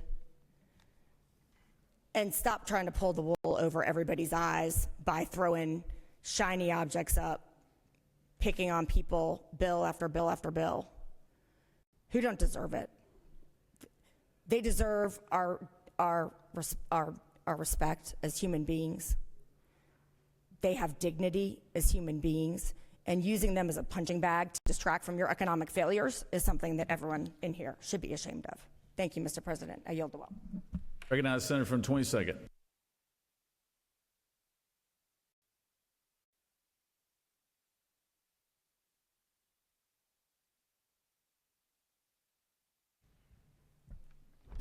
Thank you, Mr. President. So it was always clear, there was never a doubt that when folks were losing on the question of things that really impact Georgians' lives, go back to the tried and true method of picking on folks. And what had been happening is they had been getting whipped on the issue of what we call affordability, basically how to improve Georgians' lives. Came up with the tax scheme and said, this will do it. They'll back down. They'll stop talking about the real issues. They'll stop giving the real facts. They would be intimidated by it. But our caucus wasn't. And we gave it right back to them. And so they said, you know, these guys are not going to stop telling the truth to Georgians. So let's do the old tactic. Let's try to distract. And let's bully. And as I tell people all the time, it's not us bringing up these issues. It's them. But I don't like bullies. And I'm not going to allow my fellow citizens of Georgia to be bullied. So absolutely, I always stand up for them. So when you see me standing up, it's not that I brought up the issue, but I'm certainly not going to allow, in this caucus, when I allow our fellow citizens, people want to take care of their families, people want to do right by their wives and husbands, to be bullied. And that's why we're up here when we fight against these issues. Not that we bring it up because we want people to be able to live their lives where they want to live their lives. We don't want the government in person's personal life all the time. They want that. And when that comes up, we're going to fight against it. So that's what you see. You don't see us prioritizing it. You see us making sure the bully can't take advantage of our fellow citizens. But here's the bottom line. Those in rural Georgia who need health care, ignore this and ask, what does this have to do about improving rural health care?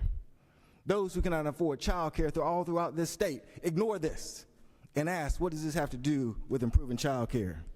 Those who seek a better job within this state, ignore this and ask, what does this have to do with getting a better job in this state?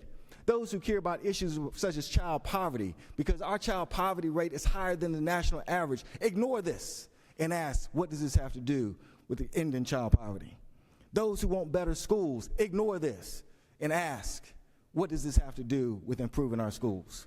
So we're here to make sure everyone realizes in Georgia, we're always going to stand up to the bully, and we're going to be here for you to care about the issues that actually matter to you. With that, I yield the well. Recognize Senator from 35th.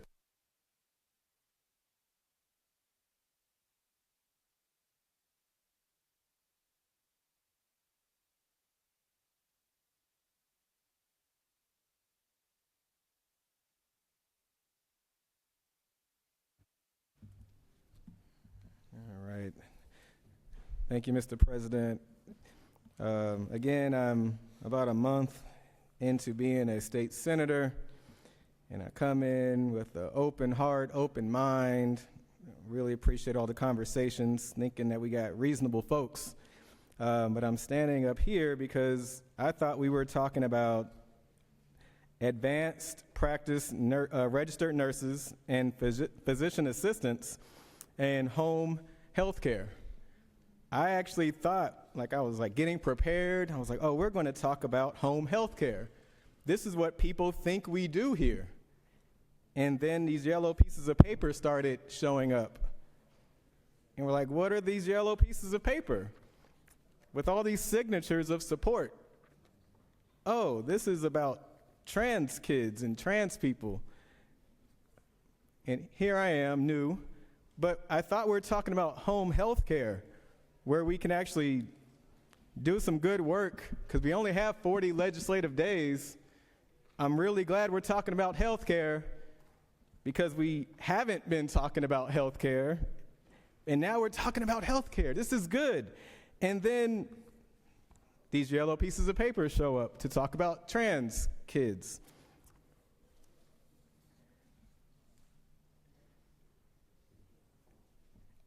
I understand that this may be a political game for a lot of you here. It is not a game for people at home. This isn't playtime. Folks are just kikiing and ha-haing about, folks really can't afford health care right now. How many people do we know in that sandwich generation where you're trying to take care of your elderly mother and father and godparent, and you're trying to take care of your babies, and child care is through the roof, and you're trying to go to your public schools, and you have concerns about some of the public schools, and do I do private? Do we drive across town? What about the little one that has to get pre-K, and you know pre-K costs more than private school, and you're just hoping to get to public school so you can get some kind of relief, and in the middle of this, they think we're here coming up with solutions about health care, but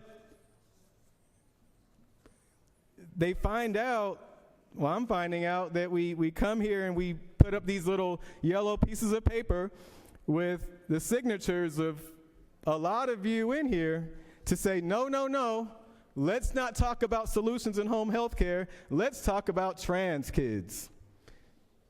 And they tell their legislative aides to go hurry up and go da-da-da-da-da. And they send a text message, we can get them here. And then they have people running around this building doing their bidding. And these are really, in general, I find y'all really good folks. But then, as I mentioned in my first time coming up here, you know a tree by its fruit. You know a tree by its fruit.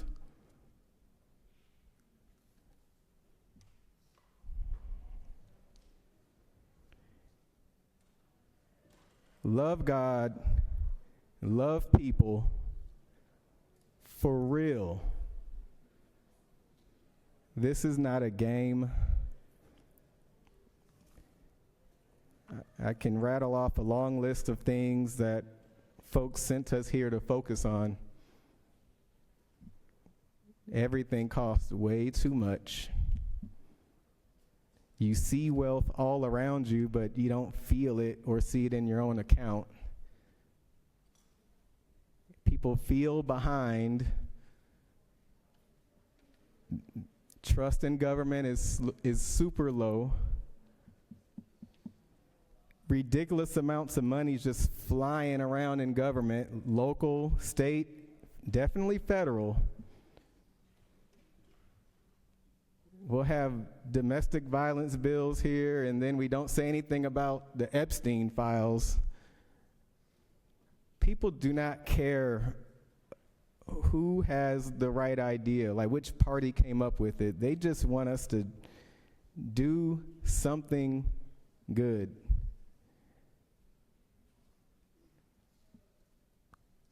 Let's stop playing games, y'all.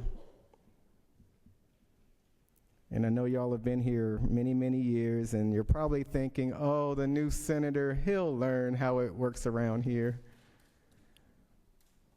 But I'm a certain kind of stubborn, and I know who my God is. You know a tree by its fruit.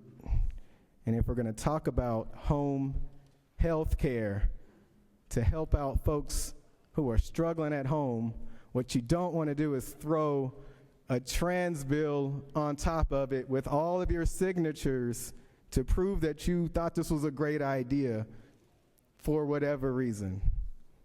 I yield the will. Recognize the senator from the 37th.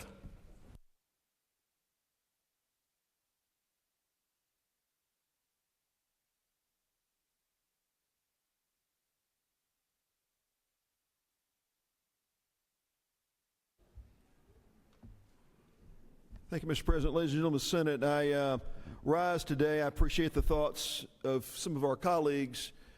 You see the diversity of opinions in the state, to be sure, on display here today. I rise to speak to folks in the political center. There's been accusations that have been flying around about intentions here. I would agree with my colleague from the 35th, this is not a game, and that health care does cost too much.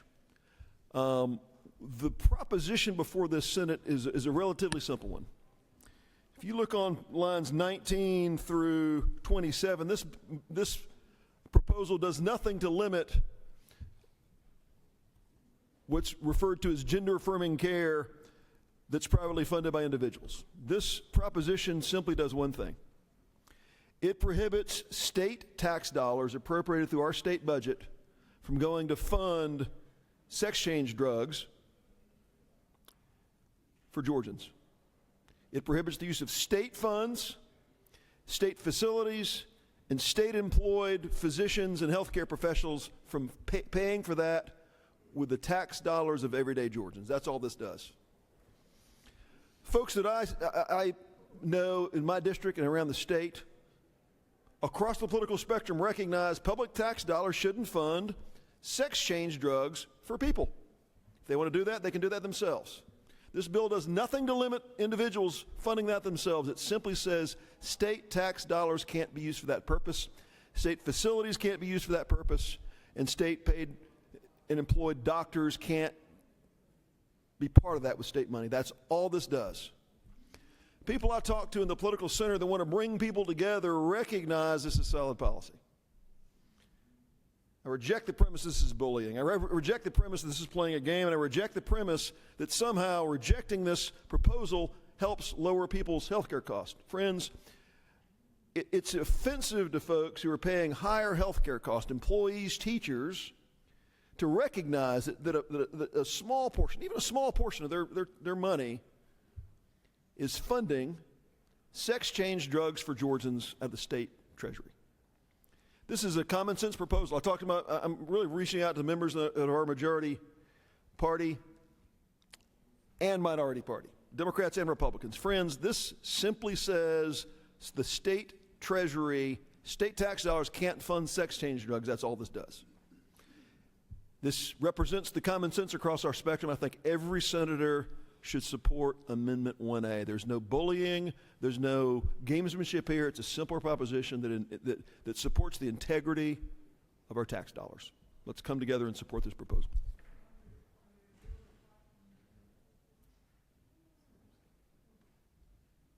Senators yielded. Senator from the 9th.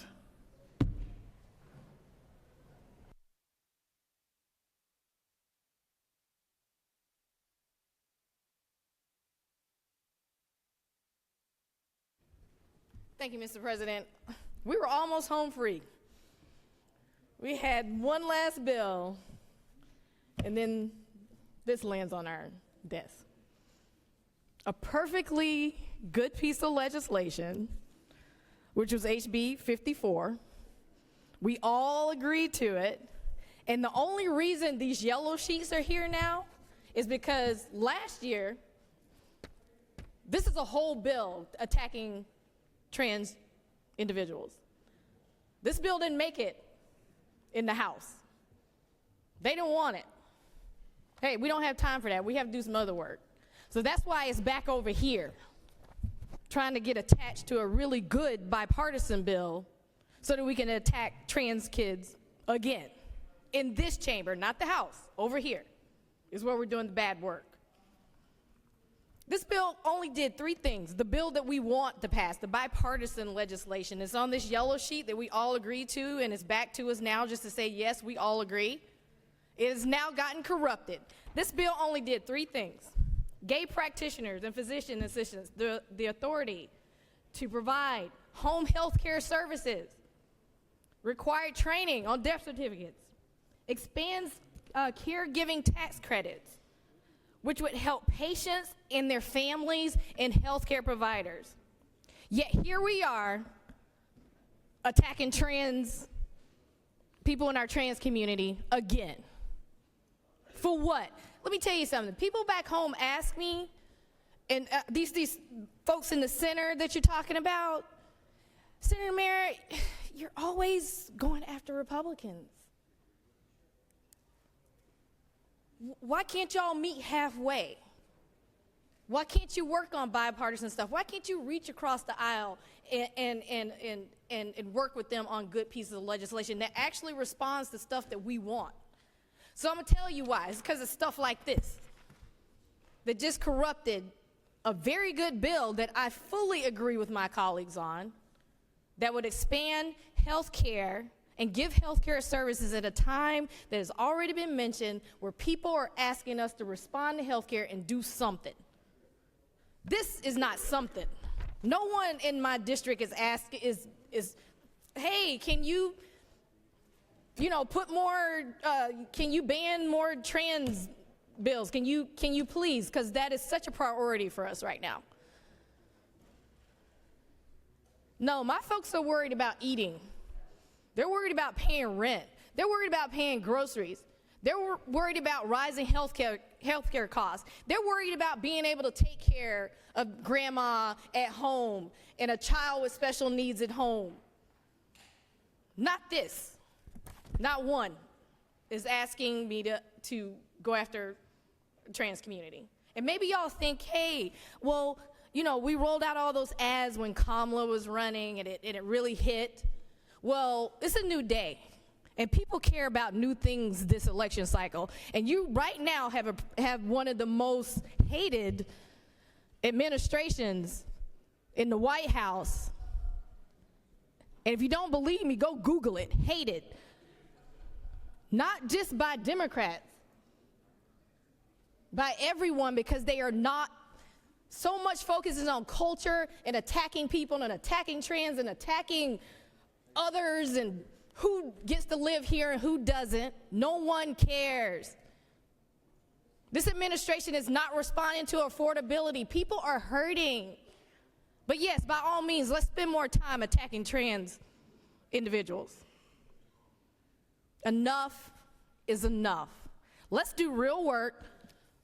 I'm encouraging all of my colleagues on the other side of the aisle, say no to this crap.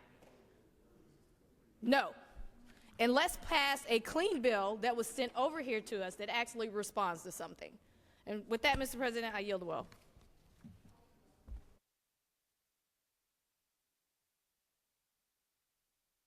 Recognize the Senator from 40th. Senator from the first, be ready. Be on standby to close debate. Thank you, Mr. President. 15 days. 15 days is a record when we didn't mention transgender people once in this chamber. And I can tell you, it's been great. I've been relaxed, and I realized that the last 5 years, because I have trans children, the last 5 years, all this debate has been so incredibly stressful for me and my family. But these last 15 days, it's been great. In fact, I've been able to work on a piece of legislation that we can come together on. It's this bill that many of you have signed today. It's about keeping kids safe online. It's a core piece of mental health protection for our kids, and it's got Republican signatures on it, and it's got Democratic signatures on it. This is the kind of stuff we can do here together. But these, we've worked on this transgender issue for 5 years. Isn't that enough? So all I'm saying is the last 15 days have been great. Thank you. I yield the well. Senator from the first. Would you like to close debate? Senator from first, close debate.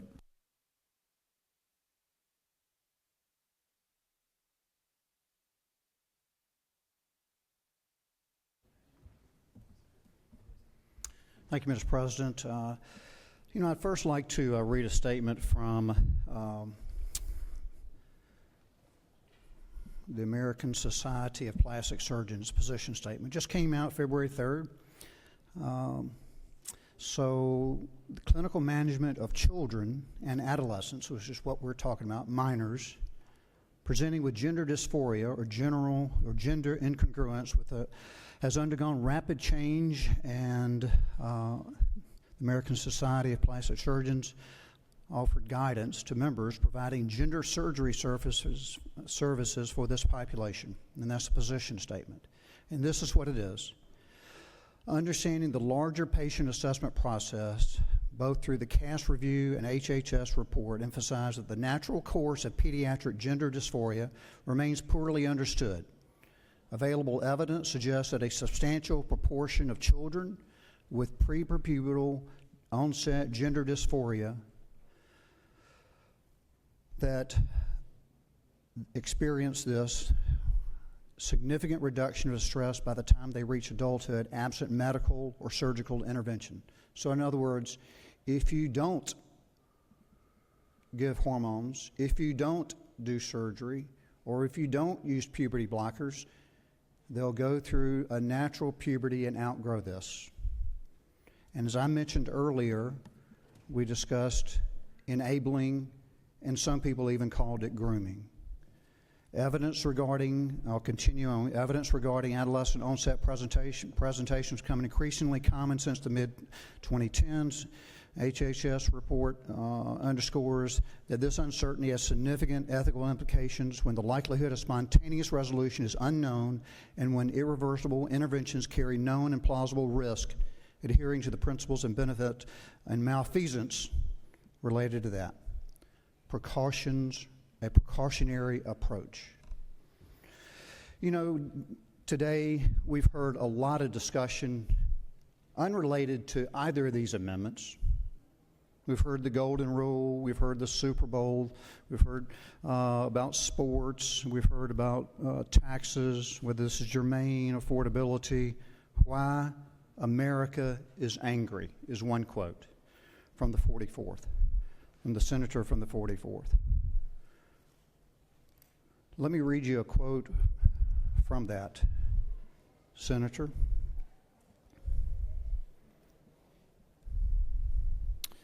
That relates to what was said earlier. Let me find it here. Apologize for my fingers.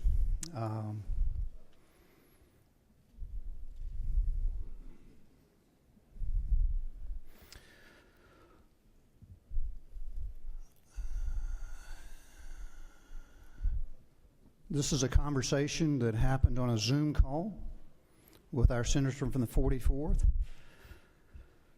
discussing why she had voted with the Republicans, because she thought that that issue was not a political winner for the Democratic Party. So in discussing political games and trust in government, I would encourage you to go back and look at that. Let me just simply say we're finishing up what should have been done after learning over 3 years of working on this piece of legislation, and this is the important part relating to that. Amendment 1 adds in those 4 words relating to puberty blockers. Amendment 1A adds in that no state funds will be used for transitioning like this in in adults. But you're still, as the senator from the 37th pointed out, you can still do it with your own money from that perspective. With that, Mr. President, I will yield the weld and ask for favorable consideration. Thank you. Senators yielded. All right, we're going to move on to the question is on the adoption of Amendment 1A. Amendment 1A. Is there objection? Objection. All those in favor of Amendment 1A will vote yea. All opposed will vote no. Secretary, unlock the machine.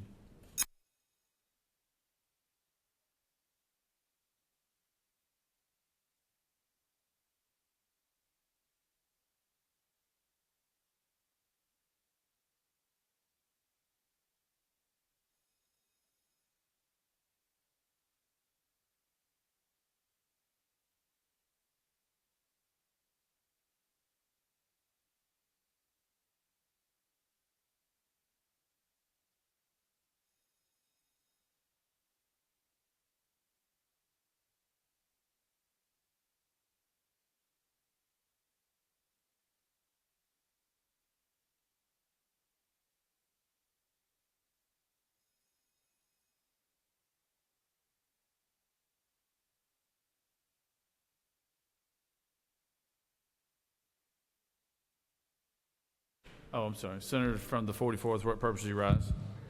Parliamentary inquiry. State your inquiry. Isn't it true that when I had a conversation with a constituent that was just referenced by the senator from the first, that was a bill dealing with prisoners? The senator's passion is about what she speaks. All right. On the passage of an adoption of the Amendment 1A, the yeas are 30 and the nays are 18, and this amendment has prevailed. Now the question is on Amendment number 1 as amended. Is there objection to Amendment number 1 as amended? We have objection, so we'll put it on the board. All those in favor of Amendment 1 as amended will vote yea. Opposed, nay. Secretary, unlock the machine.